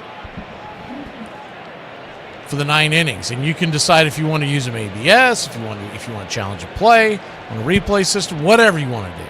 But give them 3 and just call it a day. Either that or go to what I was talking about earlier in the year, which is give them 2 ABS challenges for the first 8 innings, and then everybody gets 1 in the 9th and 10th and so on, like they're doing in the extra innings now. First pitch swinging by Meyer, pops it up, and that should end the inning. Dubon will make the catch, and that'll end the inning. So 1-1 your score. Could have been a heck of a lot worse. We'll go to the bottom of the 4th here in Braves country. Boy, I'm saying I go out and party every weekend, boy. Man, my still in recovery mode, boy. I ain't even get up and go to work today. You feel me, boy? For real, oh God. Real, boy, I already did get home to 9 o'clock Sunday damn morning. Probably fell out, slept for about a couple hours till my phone started ringing. My baby mama calling. I'm like, God, I just went to sleep. You don't get your big tartar sauce smelling out my phone. Reason why your body made like supposed to be in a wheelchair somewhere. Boy, I gave that the blues, boy, for real. And hung up, made me so mad I just got up. Get what I did? Just started drinking again. Boy, I got sat around and started drinking again. Everything got drunk from Saturday night. All this came back, boy. Say, boy, I woke up this morning, boy, I looked up, boy, that my body said, boy, you ain't finna do today. Here are the ground rules. You can punch me, kick me, pull my hair. I am A-OK being stabbed. Biting and scratching are on the table. You can use fire. These are the ground rules? Is there anything off limits? Damn, man. You got something really sick you want to do, huh? Oh, you little pervert. All right, I like it. First start was pretty cool. Grew up a huge Reds fan. Sure enough, I got my first start in Cincinnati. Well, a child shall lead them. Greg Maddox was 20 in April. One of the coolest things in that game was Pete Rose was player manager back then. And that was one of the guys I idolized as a kid. And he put himself into pitch hit against me in the 8th inning. He hit a one-hop missile. Exit velocity was probably 90, 95 in today's terms. I really have never seen anybody that getting outs look so easy. Ground ball, they're going to get one at least. Cubs win. And everybody congratulating the 20-year-old kid. In his first start in the big leagues, he not only wins, but pitches a complete game.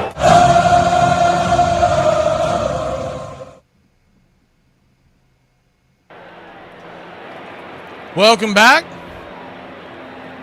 Here are our Armed Forces Weekend.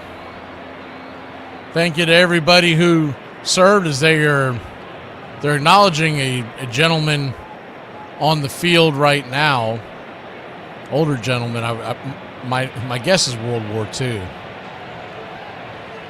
First pitch on the way to Austin Riley to start the inning. Misses outside wide for a ball. It's 1-0. The 1-0. Kicks and fires. Swing and a miss. 1-1. So a 1-1 count.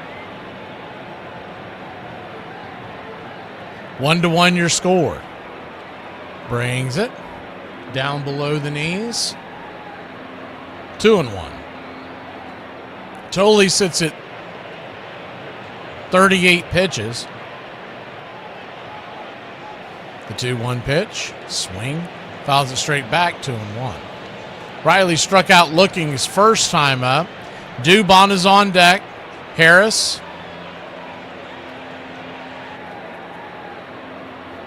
is in the hole. The 2-2 swing. Pops it back foul. Braves won game 1 of this series in extra innings last night. 3-2 after grabbing a 2-0 lead. Early in the game, coughed up a couple of runs. We went to extra innings, and the Yaz was the hero as the 2-2 pitch swing. Hammers it down the line, foul. 2-2.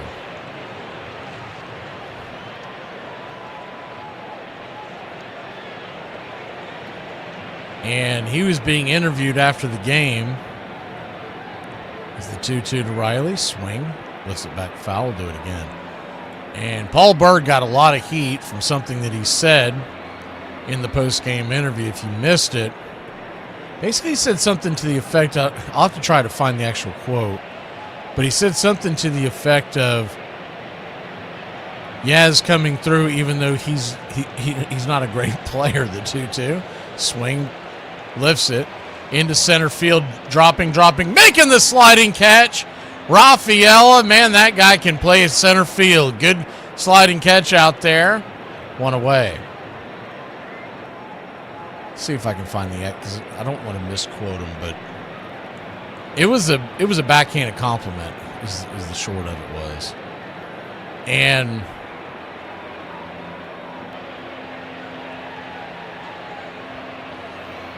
first pitch swinging by Dubon deep into the hole. It's going to be a 6-3 putout. 1 pitch, 1 out, and there's 2 down.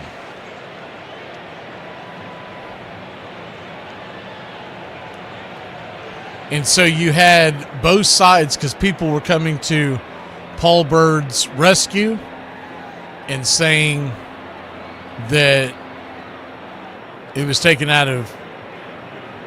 People were overreacting to it. And then you had other people who were up in arms about it as the first pitch swinging by Michael Harris is swing and a miss. It's 0-1.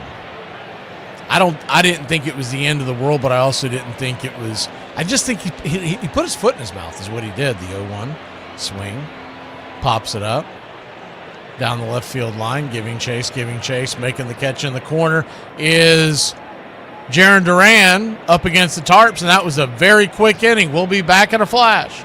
Braves 1, Red Sox 1. We'll talk more about the Bird situation when we return. It's over, man. Drop the big one. Well, since when are you the quitting kind? What? Over? Did you say over? Nothing is over until we decide it is. And it ain't over now. Who's with me? Let's go! I don't have to tell you things are bad. It's depression. Everybody's scared. Punks are running wild in the street. The air is unfit to breathe, and our food is unfit to eat. We sit watching our TVs as if that's the way it's supposed to be. We know things are bad, worse than bad. I want you to get mad. Will you fight? No! We will run! And we will live! Shame on you. This could be the greatest night of our lives. But you're gonna let it be the worst. In this lifetime, you don't have to prove nothing to nobody except yourself. And after what you've gone through, if you haven't done that by now, it ain't gonna never happen. Wretched slugs. Don't any of you have the guts to play for blood? I'm your huckleberry. I'll put you out of your misery. Say wham. You've got to say, damn it, my life has value. And I'm gonna stay right here and fight for this lost cause. Intruder. Yes, you're an intruder. I was having a perfectly nice trip until you walked into my life. Hey! Just lying around. I want you to get up now. I want all of you to get up out of your chairs. I want you to get up right now and go to the window, open it, and stick your head out and yell, I'm as mad as hell, and I'm not gonna take this anymore! Right. Psychotic, but absolutely right. We gotta take these bastards. Are they yelling in Atlanta? Are they yelling in Atlanta? I'm as mad as hell! They're yelling in Atlanta? Son of a... We struck the mother load! I'm mad as hell! I'm not gonna take it anymore! And this crowd's back into it now. I didn't think you had it in you. You look like somebody just walked over your grave. Play for blood, remember? Like I missed something. Yeah, we're all officially kicked out of school. That makes sense.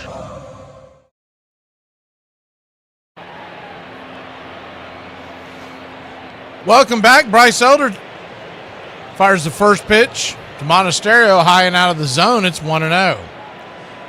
Righty-righty matchup, the 1-0.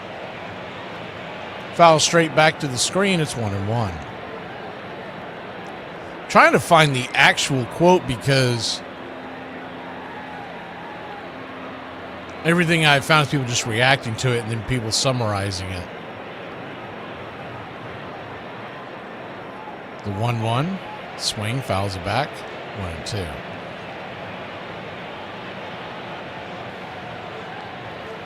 But basically, he called him a non-MVP, non-superstar type player coming through with a big hit in the clutch. Something to that effect. I'll try to find the whole thing here in a second. Is the 1-2 pitch swing, hammered on the ground over Riley. Riley backhands it, fires it first, and it's a 5-3 put out, one away.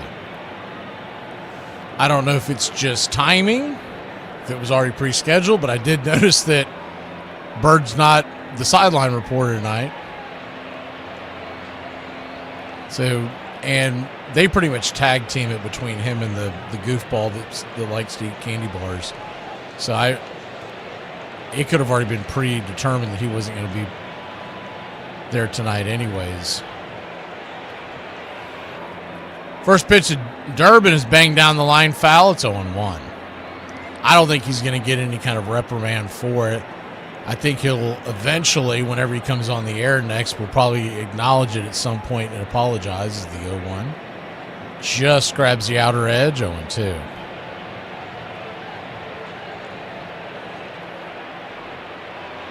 Oh-2 count.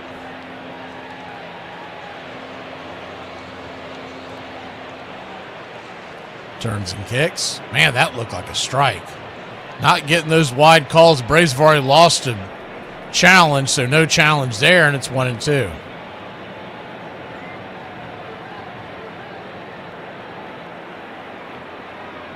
The 1-2. Down below the knees, 2-2. It was pretty ironic that Paul Bird was the one saying someone's not really an MVP or a superstar. He could have been talking about himself. The 2-2 fouls it away. But you can always find the yes men in on X when CJ, the color commentator, he came to his rescue today and everybody was nodding along like nothing bad was said at all as the 2-2 chops it on the ground over to Dubon. He'll throw a 6-3 and there's one away. Most of them saying you're soft for getting mad about that. You're it's much to do about nothing. And I kind of sit in the middle on it because do I think it's the end of the world? No, I don't. I think it's just one of those things where he stuck his foot in his mouth. And it's okay to be wrong about something and come back and apologize where everybody doesn't have to act like it never happened. Jaron Duran, who's 1 for 2 on the day with a double, takes the first pitch upstairs for a strike. It's 0-1. But I don't think it was the biggest pearl-clutching moment in the history of Braves baseball. I also don't think it was a nothing burger. Some of them were trying to describe as the 0-1. Fouls it away. It's 0-2. It was in poor taste. It was in poor taste, and it just showed a lack of class. But that doesn't necessarily mean that's who he is. I mean, I don't know Paul Bird from Adam, so I don't know what he's like. I think he was trying. Knowing Paul Bird, he thought he was being clever, and it came out extremely wrong. The 0-2 in the dirt, 1-2. Especially for a guy who's new to Braves baseball, signs the contract. He has struggled like all get out. He finally gets his flowers, gets the post-game interview, and then you give him a dig. That was the worst part of it. The 1-2, swing, sizzles that out of play. Do it again. I thought I had marked it, but I don't see it now.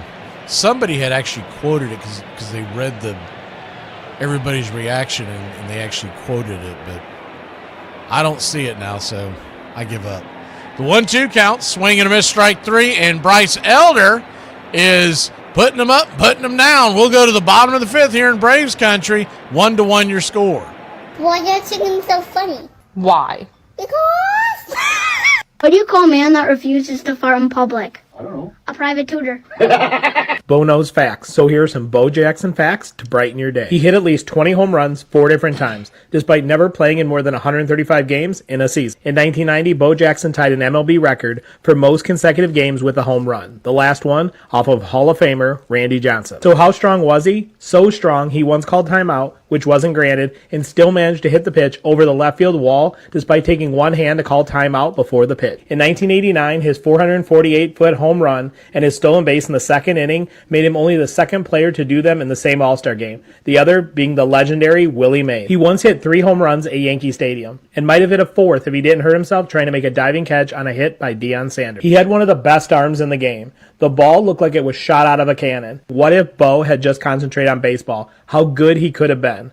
If you have a masturbation addiction, you will either beat it or beat it. You know, we're going to see Greg Maddox's older brother by a year, I think it is, Mike pitching for the Philadelphia Phillies Tuesday. Mike got called up that same year in '86, so it was this interesting rivalry, even though Mike was a couple of years older. That first one was, historic. It's never happened before, that rookie brothers oppose one another. It was not fun pitching against him because, this guy you've pulled for your whole life. I was nervous as hell. I ain't going to lie to you. We had faced each other 1,000 times in the backyard, and then to have the opportunity to do it, on a big league field was pretty cool.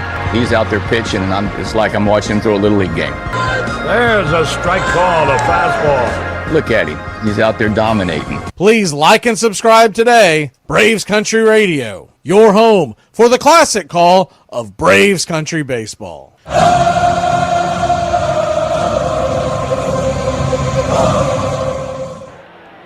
Welcome back. Lefty-righty matchup to start off the inning as Tolley goes back to work, and the first pitch to Ha-Seong Kim is right there for a strike at the knees. It's 0-1.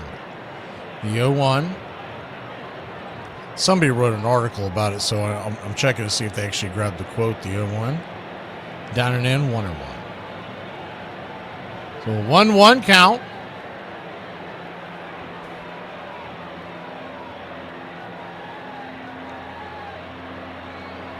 Turns and kicks. Swing, pops it back, foul. It's 1-2.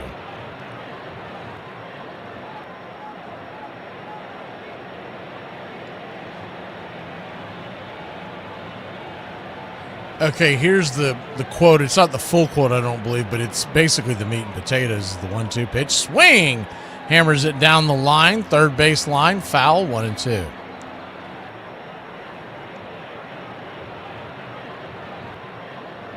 Says something to the effect of, is the 1-2 caught looking strike 3. Kim called out on strikes, and there's one away. He's not going to challenge it, and I don't think he would have won it.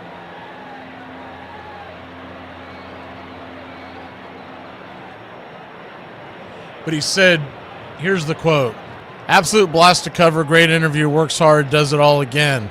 Not the superstar MVP caliber, but one of the best on this team. And so that's the quote that's getting circulated. You can take that for what you want. As the first pitch to Sandy Leone is right there for a strike. It's on 1. It was awkward when it happened. The Yaz kind of chuckled, but it was like a nervous chuckle, like a "what the hell did you just say?" type of thing. As the 0-1 misses high, 1-1. You also know that it's a bigger deal than what they're making it out to be, because when 1-1 pitch, swing, pops it up, and that'll be a lazy fly ball into very shallow left field. Foul territory, making the catches the shortstop, Monasterio. Quickly 2 down. Braves not putting up much of a fight here after getting on top of them. First couple innings, it looked like the Braves are going to have their way with Tolley, but he is settled down, and the Braves are swinging early in the count, and they have lowered his pitch count down to 54. We're in the 5th.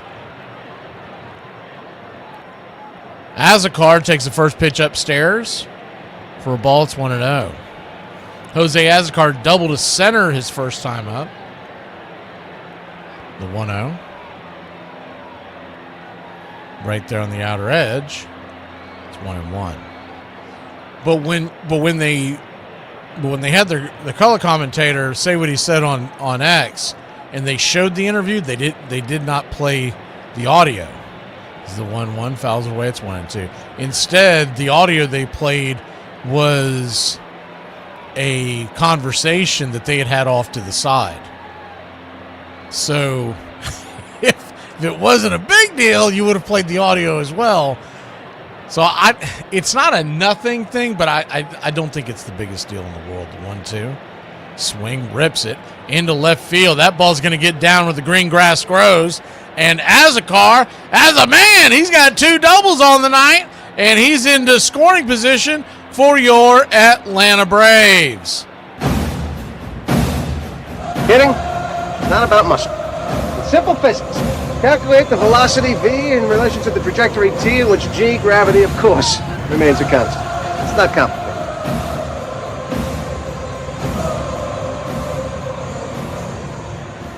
Two down, runner at second. Go ahead run in scoring position. Here comes the Drake. Lefty-lefty matchup. Tolley kicks and fires, and the first pitch swinging. That ball's going to get down for a base hit. Here comes Azekar. He got a late jump. Here comes the throw. He is going to be safe, and Drake Baldwin will be out trying to stretch it in to 2, but the Atlanta Braves take a 1-run lead. So the Drake comes through with an RBI single, and Atlanta 2, Boston 1. We'll be back in a flash. 6th inning we go. Why was the snowman smiling? Is it here? I don't know. Because he saw the snowblower coming down the street. Yeah, that's 5 losses in a row. We suck so bad that people are showing up to the practice facility because a fake post was made that they were having tryouts to the general public. And people are showing up with their helmets and their cleats to the facility because they think they can make a difference. That's how bad we suck right now.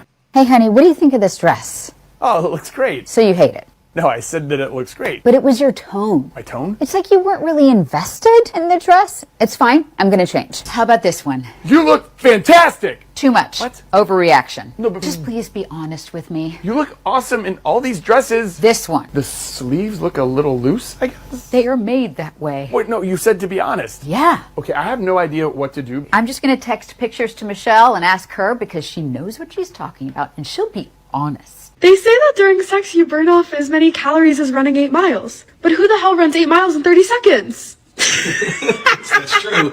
He comes up, he pitches pretty well. Mad dog, got it, baby. And then in 87, he's in the rotation. He's on the team coming out of spring training, and he really struggles. Greg Maddux in trouble again. Strawberry hits it high and deep to left. A 3-run home run for Darryl Strawberry, and the Mets now lead it 7-0. He got sent down to the minor leagues, came back up and struggled even more. It seems like the world is falling in on Maddux. Everything he does is wrong at this point. There's some question now. This is real failure. You really need the respect of your teammates. I wasn't pitching good enough to get any respect from them, but I was able to do something that, maybe I got a little bit of respect from my teammates. Help support Braves Country Radio. Join the country club today.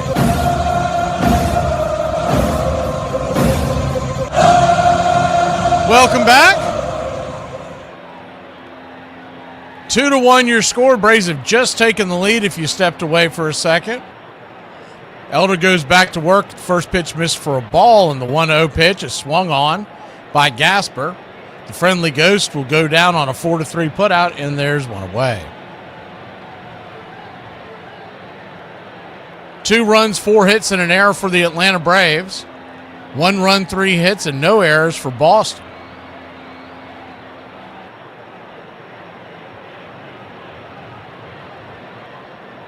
Elder thrown out at second, trying to stretch that in a double. I think what he thought was that the throw coming to the plate that they were actually going to try to tag Azekar. Azekar can fly, and they gave up on it quickly. And Gasper made the smart decision, threw it down to second. Drake got his hand caught in the cookie jar, but he got the RBI single. The 0-1 to Abreu, inside 1-1. Yeah, so back to that whole Paul birthday. It's odd because he's a professional broadcaster, and you wouldn't expect him to take a dig like that, even if it was lighthearted and didn't mean, as the 1-1 fouled off, it's 1-2. Didn't mean any harm by it. I honestly think, just knowing Paul Bird's personality, he was trying to be clever and cute and funny, and it just landed flat. And it's one of those things, if you've never stuck your foot in your mouth in public, well, you've probably never talked in public. Because eventually, especially if you're on the air, like he is all the time, is the 1-2 pitch, misses high, caught looking strike 3, and I don't think we're going to get that one. This is getting challenged. That looked a good 2 inches high out of the zone. We'll see what the call ends up being. It is well out of the zone. So the batter will stay alive. See how high that was. Are they even showing it? They didn't show it on the Red Sox vision. Let's see what they did with the Braves. It was that bad they didn't show it. I'm telling you, that thing was over 3 inches out of the zone. I've noticed that if it's a really bad call, they do not put the number there because it's a safe face for the umpires. The 2-2 swing, lifts it. High into left field, not very deep. Dubon's got the catch, and there's 2 down. F7 in your scorecard.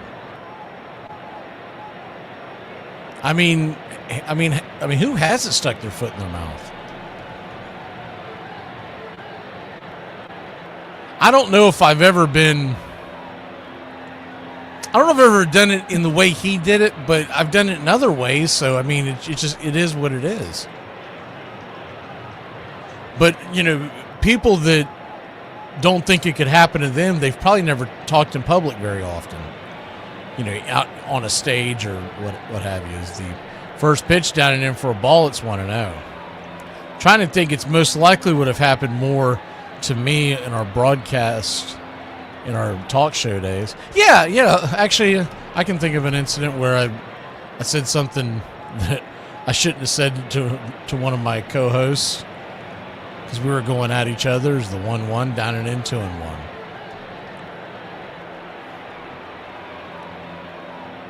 So a 2-1 count.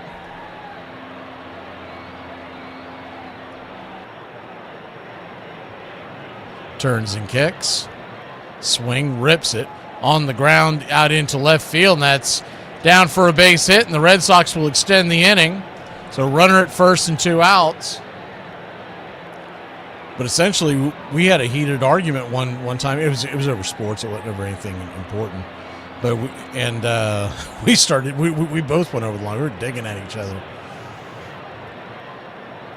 But I can think of a few instances. And like I said, it happened more with the sports talk shows. Because when you talk with someone for 3 hours for 5 days a week, eventually that dam's going to break. Yoshida takes the first pitch down below the knees for a ball. It's 1-0.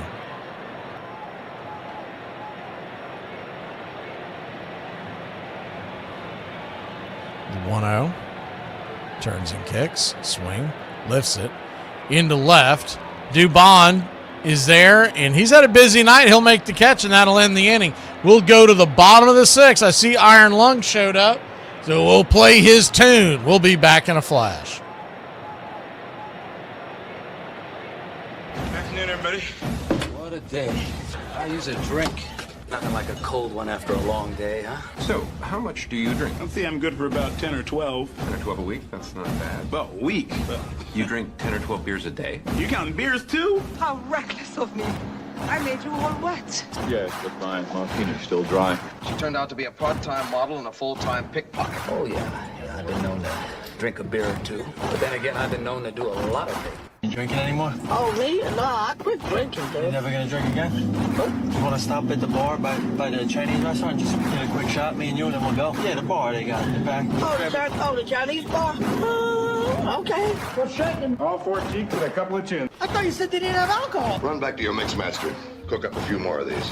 Cigarette? No, I never touch them. Well, I suck them down like Coca-Cola. I expose people to magic. I expose them to something they're never otherwise going to see in their boring, normal lives. And I gave that to them. I may forget about them tomorrow, but they'll live with that memory for the rest of their lives. And that's a gift, man. One of the women said that she was afraid she might OD. I thought that was a lemon drop. I didn't think it was tequila. What's that got to do with me? You and me are gonna have a small talk later on. I'll be busy thinking of things to say. Doesn't your wife ever complain that you never spend any time with her?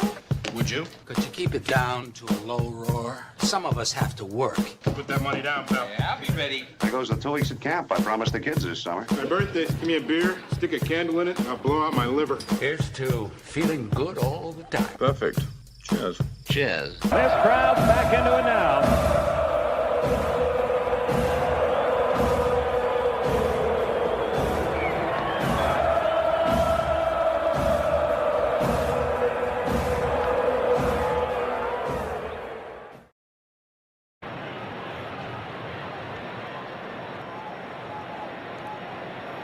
Welcome back. First pitch to Ozzie Albies is high outside the zone. It's 1-0. Lefty-righty matchup. Ozzie 0-for-2 with a couple of flyouts. His first one almost left the yard, the 1-0. Misses outside. Ball 2-0.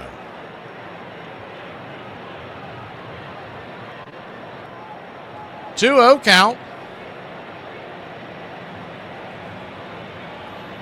Brings it. Swing.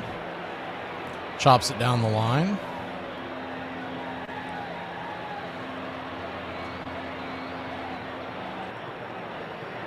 Two one after the foul grounder.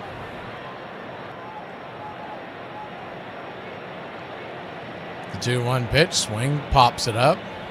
High and deep into right field, but not deep enough. At the edge of the grass, just before you hit the warning track. F9. One away.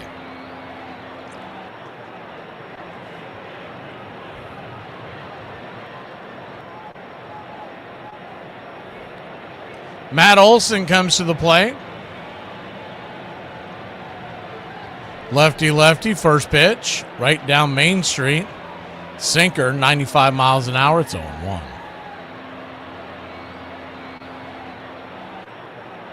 The 0-1.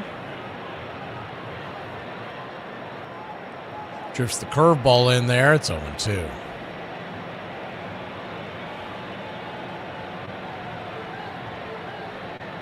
Time is called by Olson. Braves lead it 2-1.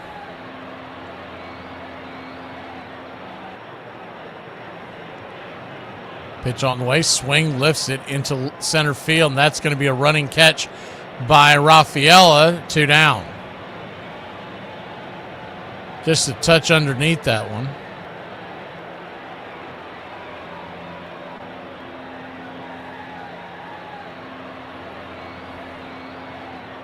What are you talking about, Jim Rome, Joey? I'm assuming it's got something to do with the Jim Everett.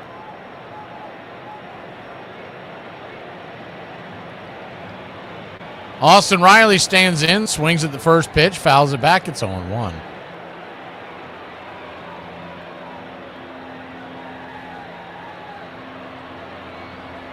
The 0-1. Inside, down and in. 1-1.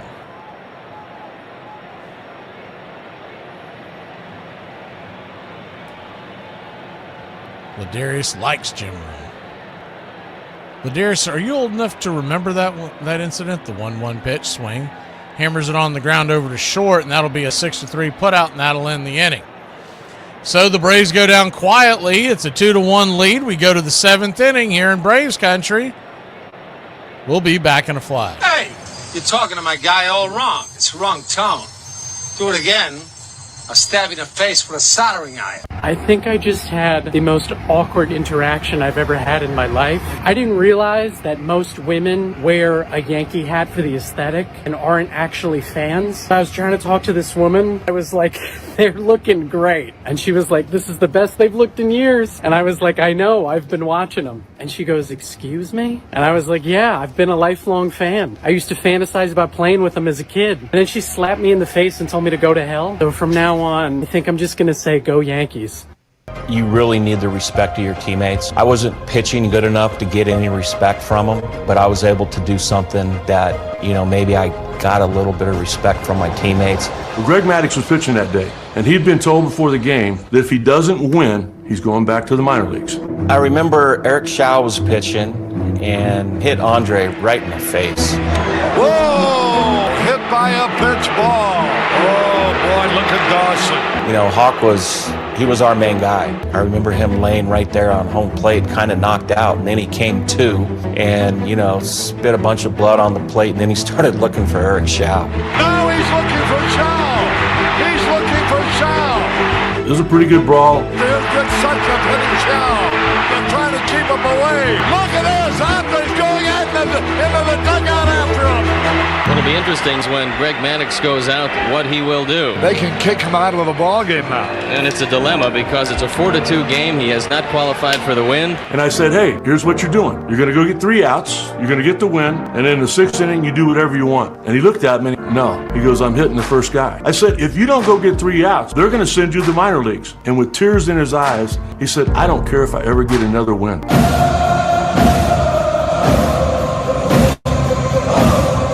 Welcome back. First pitch swinging by Rafael is going to be dumped into left field. It's down for a base hit, and they're going to have a leadoff double to start the top of the 7th inning. Elder at 85 pitches. The question I have on that, did he hold the bag? He came up on the slide and was kind of bouncing around, and it looked like that Ozzie had held that tag the whole time. And if he did, he probably came off the bag, but the way we've seen these challenges go, I mean, he definitely came off the bag, it looked like. Getting a good look here on he beat the tag, but yet he came off the bag, but they're not going to challenge it. Comebacker to Bryce Elder. He'll look back the runner at second, and it's a quick out. 1 away. So Rafael is sitting in scoring position. We'll pull the screen back so y'all can get a better look on what's going on the base paths. Monasterio, the batter.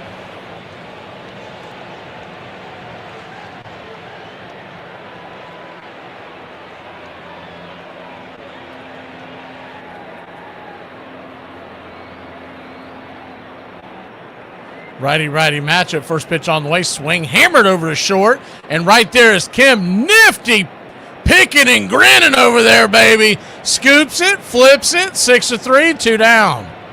Great defensive play over there by Hassan Kim to save a run. That ball eats up most shortstops.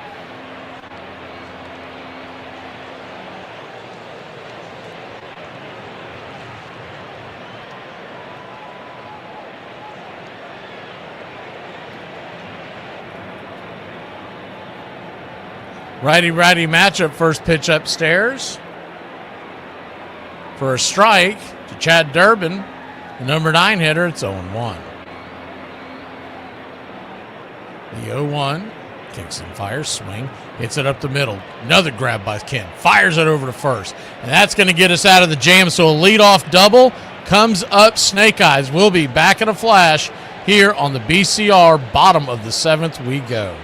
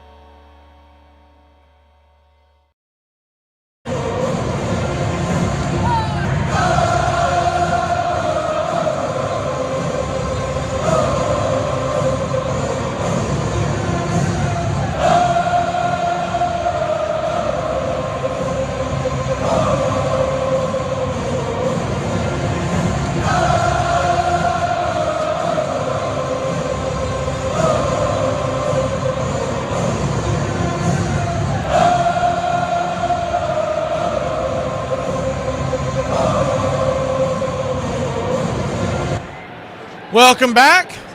2-1 your score. We go to the bottom of the 7th inning. And Mauricio Dubon set to lead us off. It'll be Dubon, Harris, and Kim.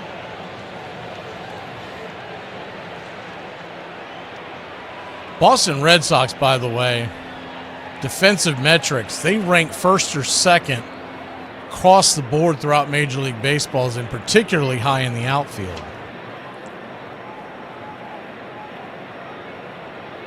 Tolley will go back out there for a 7th inning.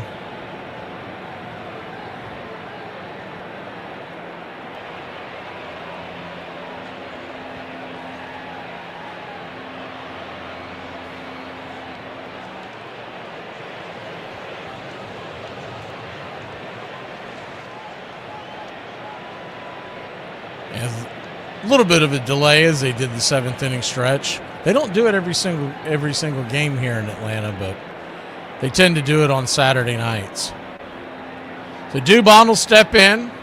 Tolley, just 69 pitches all night. This is number 70, and the first pitch on the way is a sinker upstairs for a strike. It's 0-1. Braves really haven't made him work hard. They've been swinging early and often. The 0-1. Swing.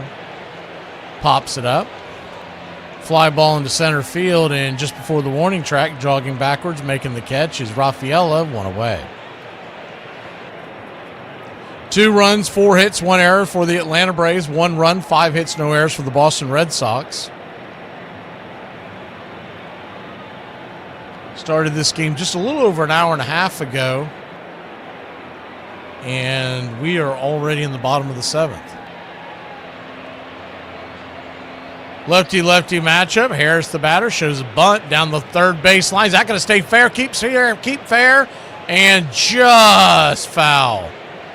That ball made it, we'll say 88 feet fair, and then just took a left turn at Albuquerque. That was so close. Wasn't a bad idea by Harris, facing this tough left-hander trying to work his way aboard. He is grounded out and fouled out. And Durbin knew his only chance was to let it roll, because he was never going to get Harris out. So an 0-1 count. We'll see if they bring the infield in.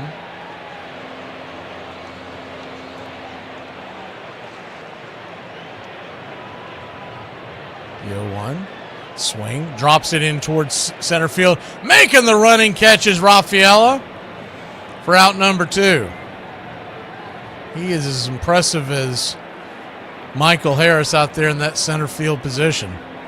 Saw him steal one at the wall last night. He had a long way to go and a short time to get there on that batted ball, and somehow got there in time. First pitch swinging by Hassan Kim, who's 0 for 2 on the day. Fouls it straight back. It's 0-1. Infield is back and to the left. 2 outs here in the 7th. The 0-1. Right there on the inner cut. Just grabs the inner part of the zone. It's 0-2. So an 0-2 count. This thing is jammed on us. I finally got that one thing down. But the whole thing is jammed up. I'm going to have to try to rearrange it here at the break. The 0-2. Swing, pops it up, and that should end the inning. Into right field, and it's going to be an F9. Your scorecard. We'll be back in a flash. 8th inning we go. 2-1. Good guys. 106 miles from Chicago. We've got a full tank of gas, half a pack of cigarettes. It's dark, and we're wearing sunglasses. Hit it. I have come here to chew bubblegum and kick ass. And I'm all out of bubblegum. It's happy hour. When wins become losses and losses become wins. You guys going to happy hour? I'll come for a couple. Just a couple, though. Not like last time. I need a drink. When buying a beer, buying only one beer can cause a misalignment in your spine due to the uneven weight distribution. This can cause unnecessary back pain and potential spine issues. To prevent this, carry 2 beers, ensuring your body is balanced and proper health maintained. Afternoon, everybody. Put my pants on, one leg at a time. Does Barry Manilow know that you raid his wardrobe? Guess what? I got a fever, and the only prescription. Ladies and gentlemen, we interrupt our program of dance music to bring you a special bulletin from the Intercontinental Radio News. You're in Braves country. Everybody drink a beer. They're making it laws where you can't drink when you want to. This stinks! Pretty soon we're going to become this country. This is total BS! Oh, yeah. For me and the Lord, you gotta understand it. We're on a mission from God. I'm on the radio every day!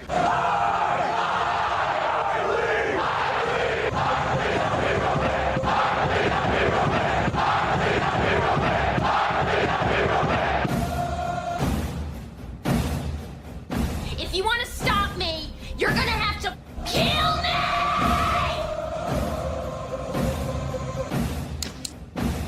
And you, music.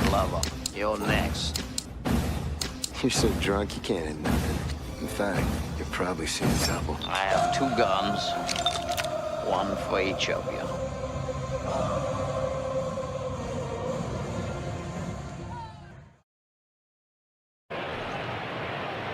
Welcome back. First pitch on the way is upstairs. Misses high for a ball. It's 1-0. Elder's at 90 pitches. Righty-lefty matchup. The 1-0. Swing pops it up.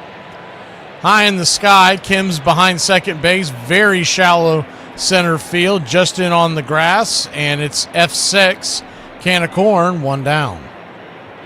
Duran, Gasper, and Abreu due up in this inning.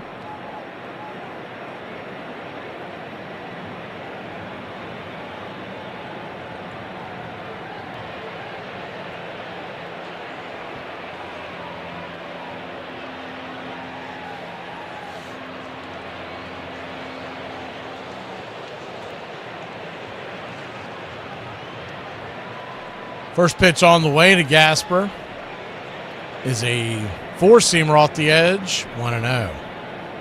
This is exactly what the doctor ordered, by the way, for the Braves pitching staff is the 1-0. Drops it on the outer edge, ball 2-0. No matter how long of an outing he has in this inning, the 2-0 pitch, swing, chops it down the third base line, just foul, 2-1. The fact that Bryce Elder has gone as far as he has in this game, giving the Braves 7 1/3 at this point, and hopefully a little longer,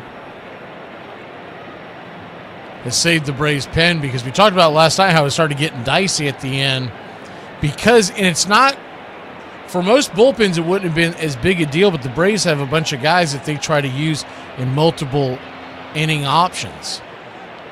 Martin Perez is warming up in the pen for the Braves right now. The 2-1 pitch, swing, hit hard on the ground, and that's going to be a G3 and 1 away.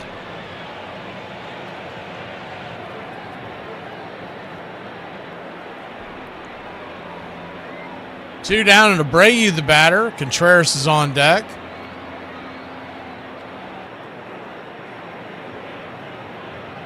This might be it for Elder. They're sending Leon out there, and it seems like you would only be sending him out there to buy time for the bullpen.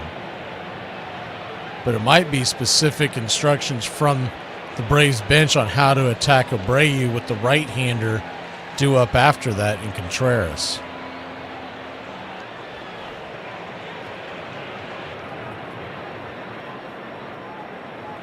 Elder,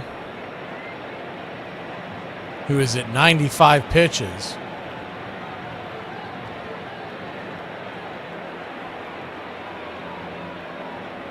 And Abreu, 1 for 3 on the day.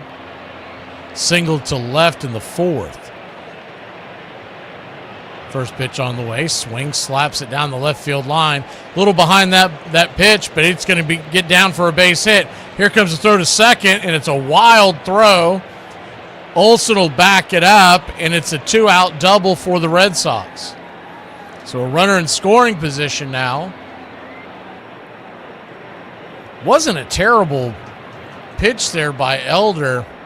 It's one of those ones where he was behind the pitch, but it worked to his advantage. He just kind of slapped it down the line.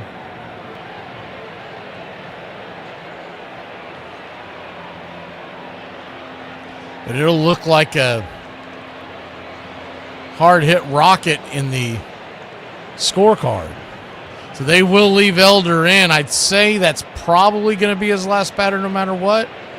First pitch on the way to Contreras. Bam! Hits one down the left field line. Just foul. It's 0-1. He gave that one a ride. The 0-1. If that ball stays fair, Braves are down by 1. You do worry about Elder running out of gas a little bit here.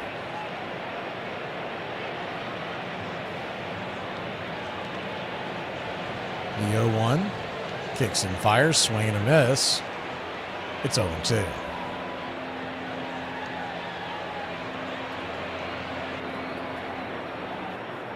So an 0-2 count.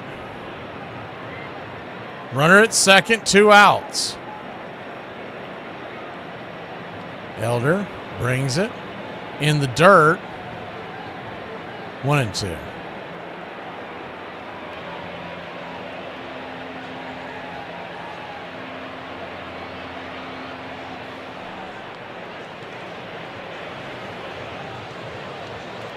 We'll pull the screen back so you can get a little better look here. The 1-2 pitch. Elder comes set. Swing, and that ball's blasted. And that ball's gone. It's a solo, it's a 2-run shot, and they have just taken a 1-run lead. So you saw him hit that first one, and it went foul, and they kept messing around, and the next thing you know, Elder, on his 100th pitch of the night, loses the lead, and the Braves trail 3-2.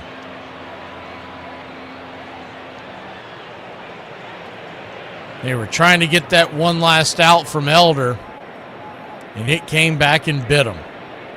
So you got to figure now they're going to probably go get Perez, and he'll probably be asked, unless the Braves get the lead, to finish this game. Unbelievable. Nope, they're going to leave him in. Yoshida, the left-hander, stands in, and the first pitch is right down the pipe for a strike. It's 0-1. I mean, that was just a hanging slider. The 0-1 misses high, 1-1. 1-1 count. Unfortunate for Elder, too, because he's pitched such a good game. The 1-1 swing hit hard on the ground. Olson's got it. They'll fire it to Elder covering the bag, and he'll just tap the bag in time before Yoshida gets there on a sliding attempt. So we'll head to the bottom of the 8th. The Braves trail by 1. Still a long way from over, but Elder's night was most likely through. Who knew you weren't supposed to snort BC powder? Like, why is it coming in a form like that? Because I was at work one day, and I had a massive headache, and I ain't have no Advil or nothing, and my coworker was like, I got this BC powder, and I was like, why do they make Advil in a powder form? And he brings it to me, and it's like in this little package with the powder inside, and I'm like, that's strange. I never in my life. And so, I take it, and then all of a sudden, I get the weirdest look from this dude, and he's like, what the is wrong with you? And I'm like, what do you mean? And he's like, you're not supposed to do that. Well, what the are you supposed to do? And he was like, you eat it. And I was like, you eat powder? What? But it was just a look of confusion on his face, like, bro, you judging me for this? Why would you just hand me some like this and not tell me I'm supposed to eat it? Like, what did you think I was? Am I wrong? Am I the problem? I said, if you don't go get 3 outs, they're going to send you to the minor leagues. And with tears in his eyes, he said, I don't care if I ever get another win. And I'm getting goosebumps right now. I can still see his face. Now we'll see what Greg Maddux does. Santiago's hit by a pitch, and he is ejected. Here we go again. He hit him. He got sent down to the minors, and I think he had the minimum 15 days or whatever it was. He was back in the big leagues, and he never saw that minor league bus again after that. I certainly would have lost a ton of respect if I didn't hit anybody. That was way more valuable than any win I could have ever gotten. So what Greg Maddux might have lost today, in the long run, might have helped him as far as the view his teammates held toward him. I don't know what it meant to everybody, but I know what it meant to Andre Dawson. And there was a day Greg Maddux was pitching against Nolan Ryan, and a couple of our big boys weren't in the lineup. Hawk grabbed a Sharpie and wrote their names in the lineup. Oh, that's pretty cool. I didn't realize that happened. Everybody in the clubhouse knew that Hawk was just trying to do something, repay Greg for standing up for him.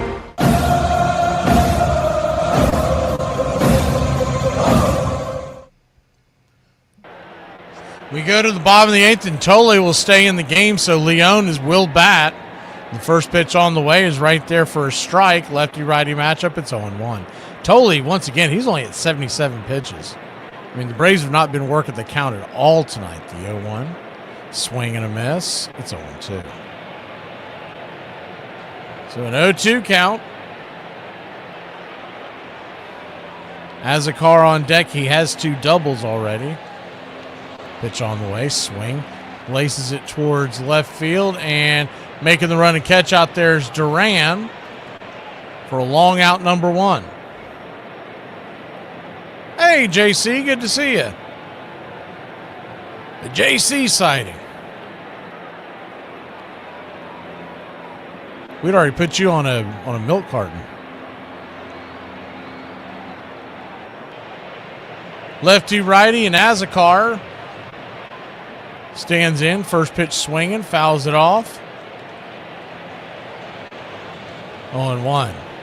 He had a double to center in the 3rd, a double to left field in the 5th. The 0-1.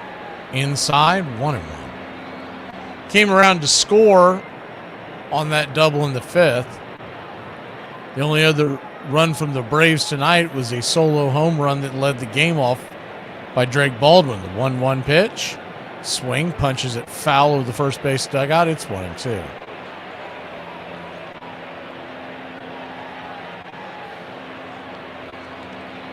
One-two count.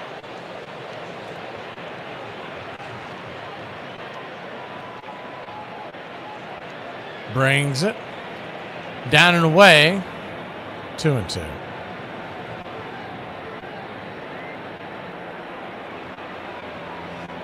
Drake Baldwin standing on deck, which will probably be the end for Tolley. The 2-2 pitch.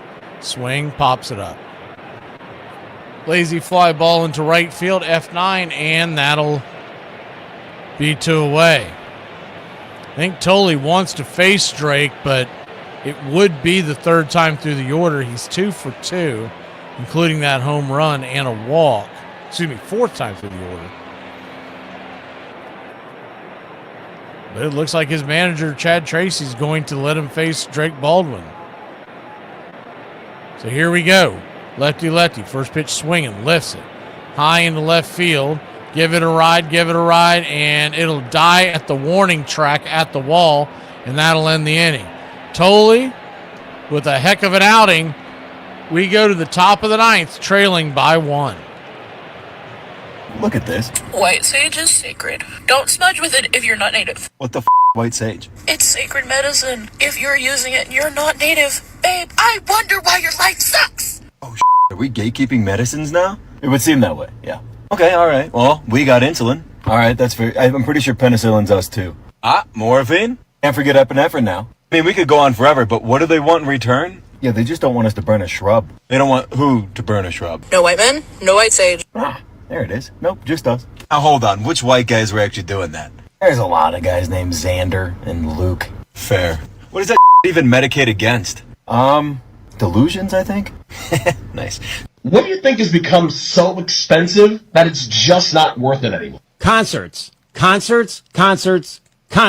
My friend took his wife and daughter to Taylor Swift at $900 a ticket, and they were awful seats. So $2,700 for Taylor Swift tickets. Never mind gas, parking, swag. It's probably close to a $4,000 day. At some point, parents have to say no to their kids. Builds character. I saw Led Zeppelin in 1977 for $15 in train fare. In spring training of 1988. He came up to me and he says, hey, I don't want you to be disappointed in me. And I go, what? Never. What are you talking about? He goes, but I'm seeing a sports psychologist. And I went, why? I mean, how much of this game is mental? Back then I'm thinking, well, what am I doing mentally to improve myself? If the mental side of this game is over 60%, I mean, shouldn't I spend 60% of my time practicing the mental part of the game? The biggest thing that I probably learned was just worry about the things that you can control. At the time, I wasn't doing that. I was worrying about what the coaches thought, what the fans thought, what my friends thought. So I just kind of reshaped my focus on what are the things I can control.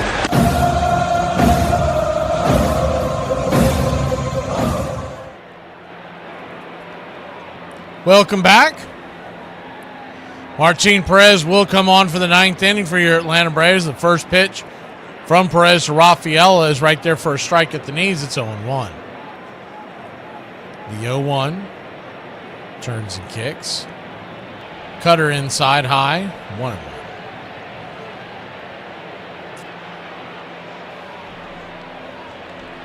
1-1. One count.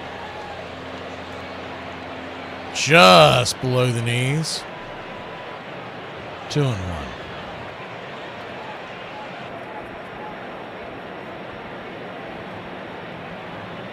The 2-1.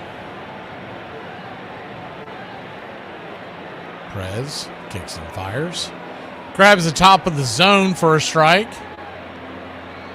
2-2.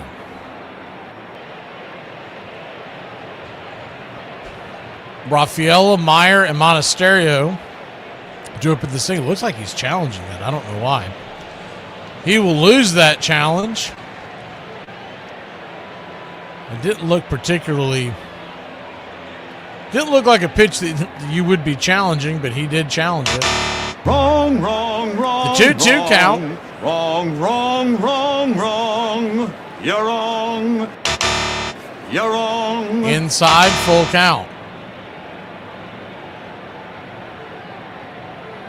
Aroldis Chapman, their closer, is warming up in the pen. The payoff pitch. Swing and a miss, strike 3, and there's one away.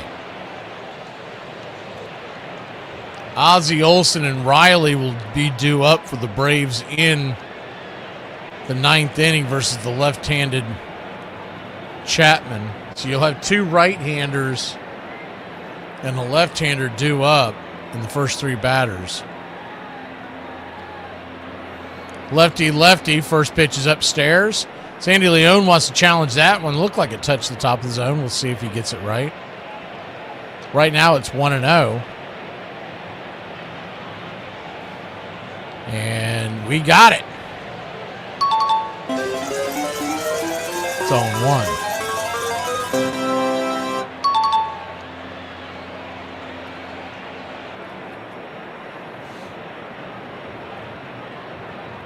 The 0-1 just misses.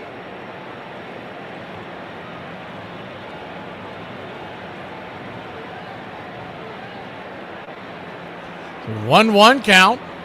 Turns and kicks. Swing and a miss. Over the top of the changeup. 1-2. Meyer 0 for 3 on the day. The 1-2. Swing and a miss, strike 3. 2 down.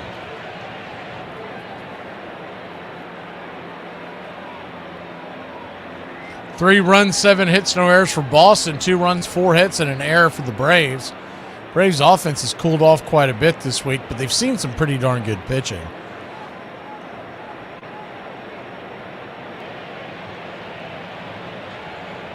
Lefty-righty matchup. First pitch swinging, chops it down the line, foul. It's 0-1. Going into this series, the Red Sox had not named a starter for Sunday. Let's see if they finally did. The 0-1 down and in, 1-1. It's still not announced, so it might be someone they're bringing up for the minor leagues. 1-1 count. Outside wide, 2-1. They've got Garrett Crochet on the IL. I don't believe it would be him. I've been following his updates, and it doesn't look like that he's ready to come back yet. The 2-1 pitch. Swing, pops it up. That should get us out of the inning. And F9 in your scorecard as a card makes the catch. We'll be back in a flash. We go to the bottom of the 9th. Chapman versus the heart of the Atlanta Braves order.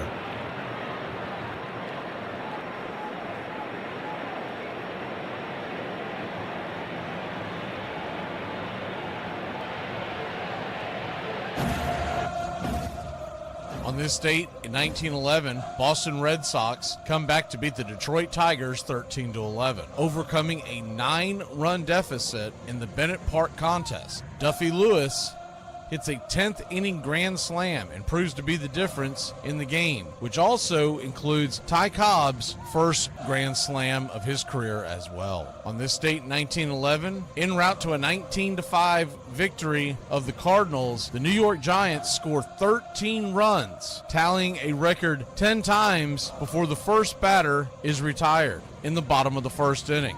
Game took place at the Polo Grounds, where Fred Merkle drives in 6 runs in New York's first frame, including a 3-run inside the Parker to help catapult the Giants past the Cards.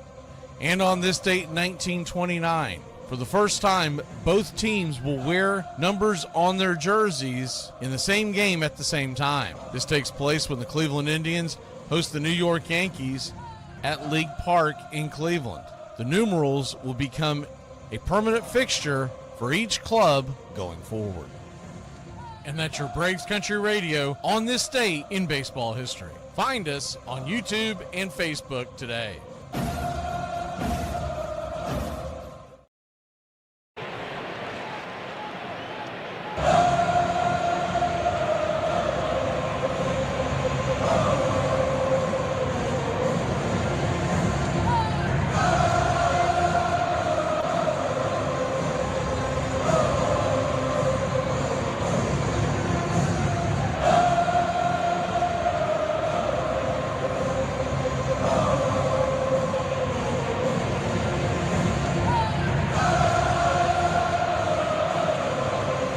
Welcome back. Raldis Chapman coming on. Lefty-righty matchup. First pitch swinging by Ozzie Albies. Drops one over towards the right side over by the first base dugout. A sliding catch there by Contreras, and it's a one-pitch out.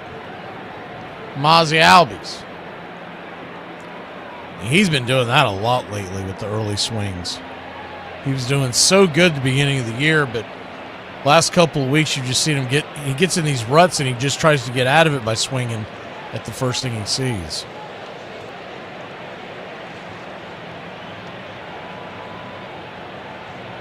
Lefty-lefty matchup. Matt Olson, the batter, right there for a strike. It's 0-1.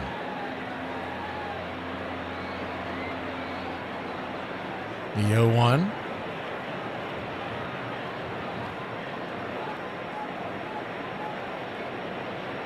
Kicks and fires right there at the knees. It's 0-2. So an 0-2 count. Very quick moving ball game. This game started a little less than 2 hours ago, and we're in the bottom of the ninth. 3-2 Boston.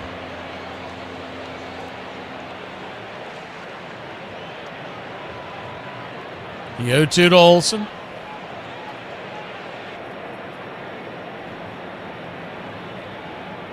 Brings it. Swing! That ball's lifted high and deep. Stay fair. Stay fair. Going back on the track. Just turns foul.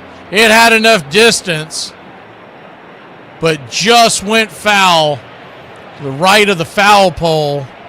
It's 0-2 once again. Man, oh man alive, was that close. Just could not keep it straight. The 0-2 count. Swing, slices it over towards short, and it's going to be an L6, and there's two down. So that'll bring Austin Riley to the plate, our last chance. Braves down to their final out. Dubon is on deck. Harris in the hole if they could get the line moving. Lefty-righty matchup. Chapman with a .59 ERA brings the first pitch, four-seam fastball in. It's 1-0. 1-0.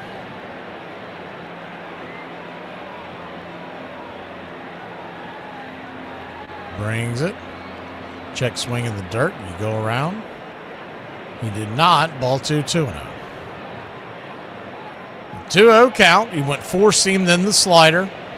Those are the two main pitches that he leans on. The 2-0 to Riley. Kicks and fires. Swing. Fouls it back. 97-mile-an-hour four-seamer. 2-1.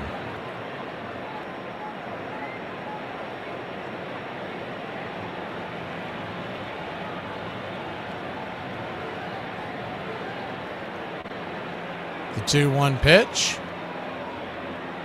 Swing. Hit on the ground over to short, and that'll end it. 6-3. Oh, a high throw! A high throw indeed!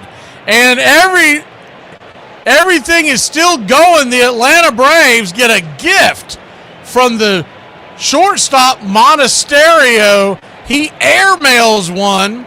Unfortunately, it does not go into the dugout. It would have put Riley into scoring position. I mean, I don't know why he rushed that. He had Riley by a mile. So maybe a little good fortune will bring us as Dubon will come to the plate. That was a strange throw, too, because it was like he was aiming it. I don't know if something got in between his ears, but that was a strange one. He had Riley by a mile. And they're going to bring in Mateo to run for Riley. He's got a little better speed than Riley, though, honestly, Austin Riley's a pretty good base runner. But you get it. You're down to your last out. There's no need of keeping your speed on your bench.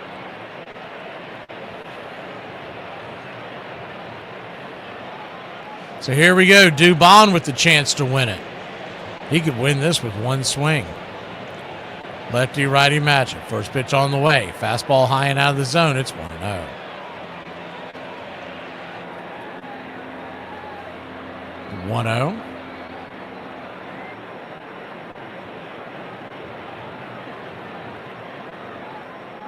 Chapman comes set. Flips it over to first real quick.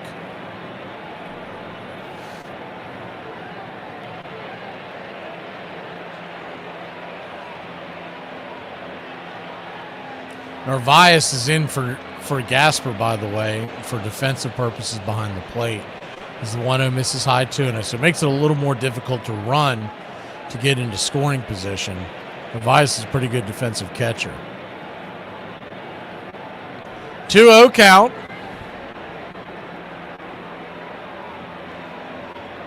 They're going to flip it over to first again. Now he is out of moves. If he goes over there a third time, he's got to get Mateo, or it's an automatic balk.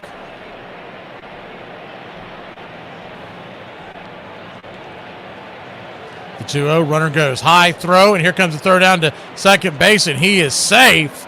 And Mateo,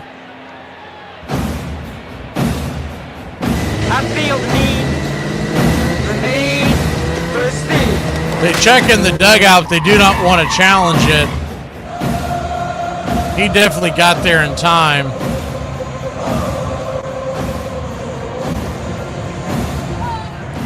So you got a 3-0 count now to Dubon. Harris is on deck. You wonder if they may, it sounds illogical, but they may pitch around him because of the left-hander, Harris, who struggles with lefties. The 3-0, high and inside, ball 4. And Harris has done better versus left-handers this year, but this is not an ordinary left-hander. This is Aroldis Chapman. So Harris will come to the plate.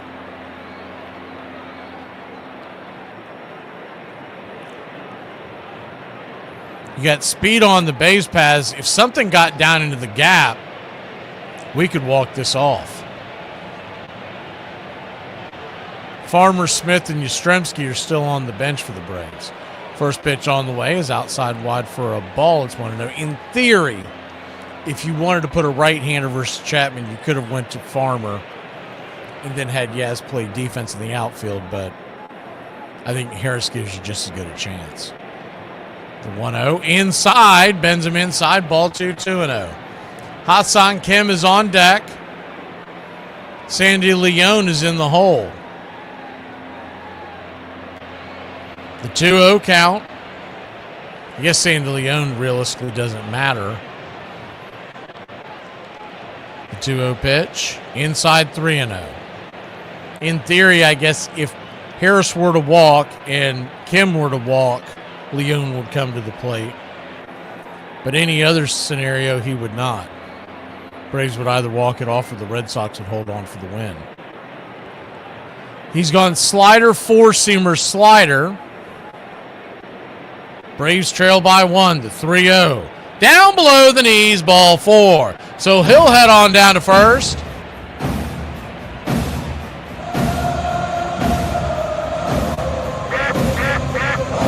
The bases are loaded. There are 2 outs. Hassan Kim with Ducks all over the pond.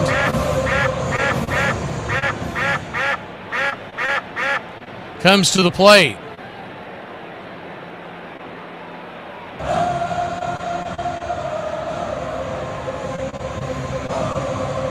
A lot of times we would pull the camera back so you can see what's going on in the base paths, but the game right now is at the plate, so we might as well keep it here.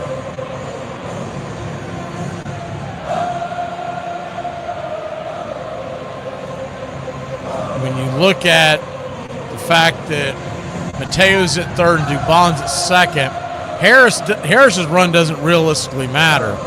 You got good speed on the base paths. A wild pitch would tie the game too, so don't forget that. So here we go, lefty-righty matchup. First pitch on the way. Right down the pipe for a strike, four-seam fastball. It's 0-1. 95 on the outer edge. A hit by pitch would tie the game. Pass ball, a wild pitch, a balk, an error, anything. They go one. Swing. Fouls it away. Might have chased one a tad off the zone. It's 0-2. So the Braves are down to the last strike.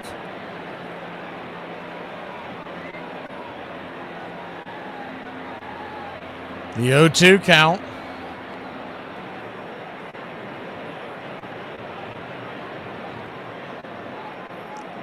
Chapman steps off the bump. So one disengagement.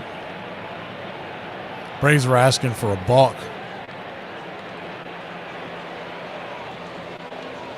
Did not get it. Didn't look like he balked. The 0-2.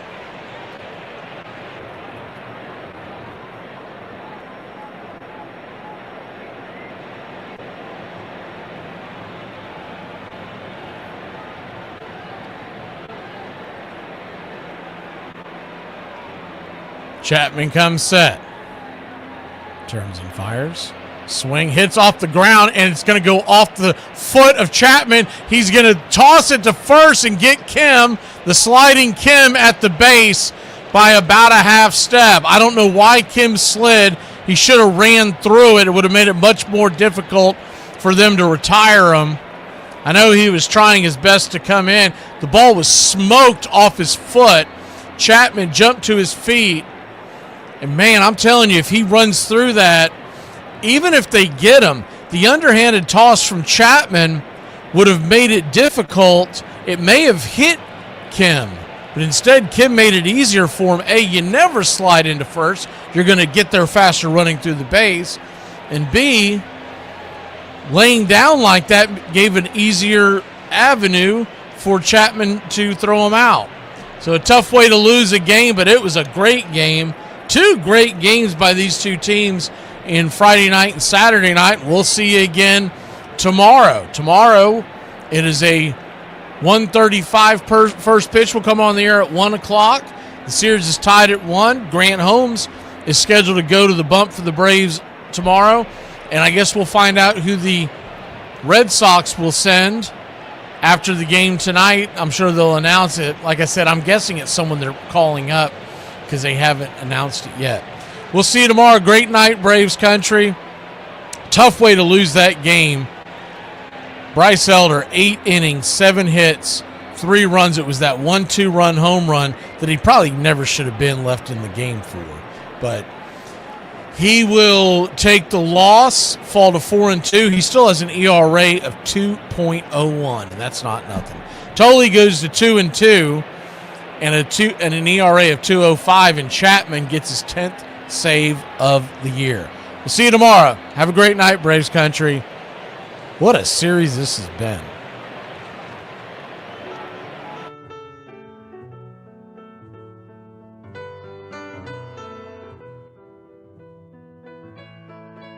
Casey at the Bat by Ernest Lawrence Thayer.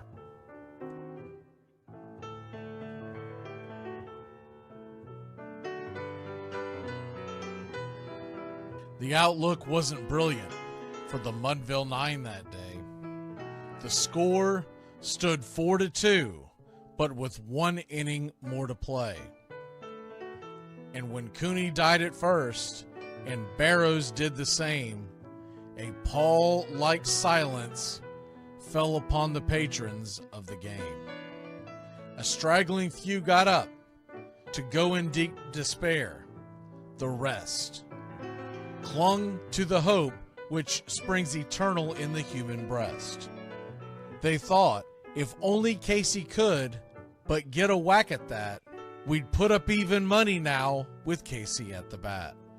But Flynn preceded Casey, as did Jimmy Blake, and the former was a hoodoo, while the latter was a cake. So upon that stricken multitude, grim, melancholy sat, for there seemed but little chance of Casey getting to the bat. But Flynn let drive a single, to the wonderment of all, and Blake, the much despised, tore the cover off the ball. And when the dust had lifted, and men saw what had occurred, there was Jimmy safe at second, and Flynn a hugging third. Then from 5,000 throats and more rose a lusty yell. It rumbled through the valley, it rattled in the dell. It pounded on the mountain and recoiled upon the flat, for Casey, mighty Casey, was advancing to the bat. There was ease in Casey's manner as he stepped into his place. There was pride in Casey's bearing, and a smile lit Casey's face. And when responding to the cheers, he lightly doffed his hat. No stranger in the crowd could doubt 'twas Casey at the bat.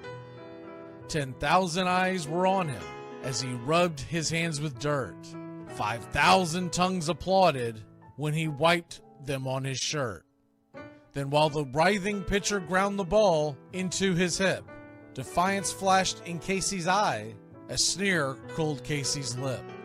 And now the leather-covered sphere came hurtling through the air, and Casey stood a-watching it in a haughty grandeur there. Closed by the sturdy batsman, the ball unheeded sped. That ain't my style, said Casey. Strike one, the umpire said. From the benches black with people, there went up a muffled roar, like the beating of a storm waves on a stern and distant shore. Kill him! Kill the umpire! Shouted someone on the stand, and it's likely they'd have killed him had not Casey raised his hand. With the smile of Christian charity, great Casey's visage shone. He stilled the rising tumult, he bade the game go on. He signaled to the pitcher, and once more the dun sphere flew. But Casey ignored it, and the umpire said, Strike two! Fraud! Cried the maddened thousands, and echoed answered fraud. But one scornful look from Casey, and the audience was awed. They saw his face grow stern and cold. They saw his muscles strain. And they knew that Casey wouldn't let that ball go by again. The sneer is from Casey's lip. His teeth are clenched in hate. He pounds with cruel violence his bat upon the plate. And now the pitcher holds the ball. And now he lets it go. And now the air is shattered by the force of Casey's blow. Oh, somewhere in the favored land, the sun is shining bright. The band is playing somewhere, and somewhere hearts are light. And somewhere men are laughing, and somewhere children shout. But there is no joy in Mudville. Mighty Casey has struck out. Casey at the Bat, Ernest Lawrence Thayer, published June 3rd, 1888. San Francisco Examiner.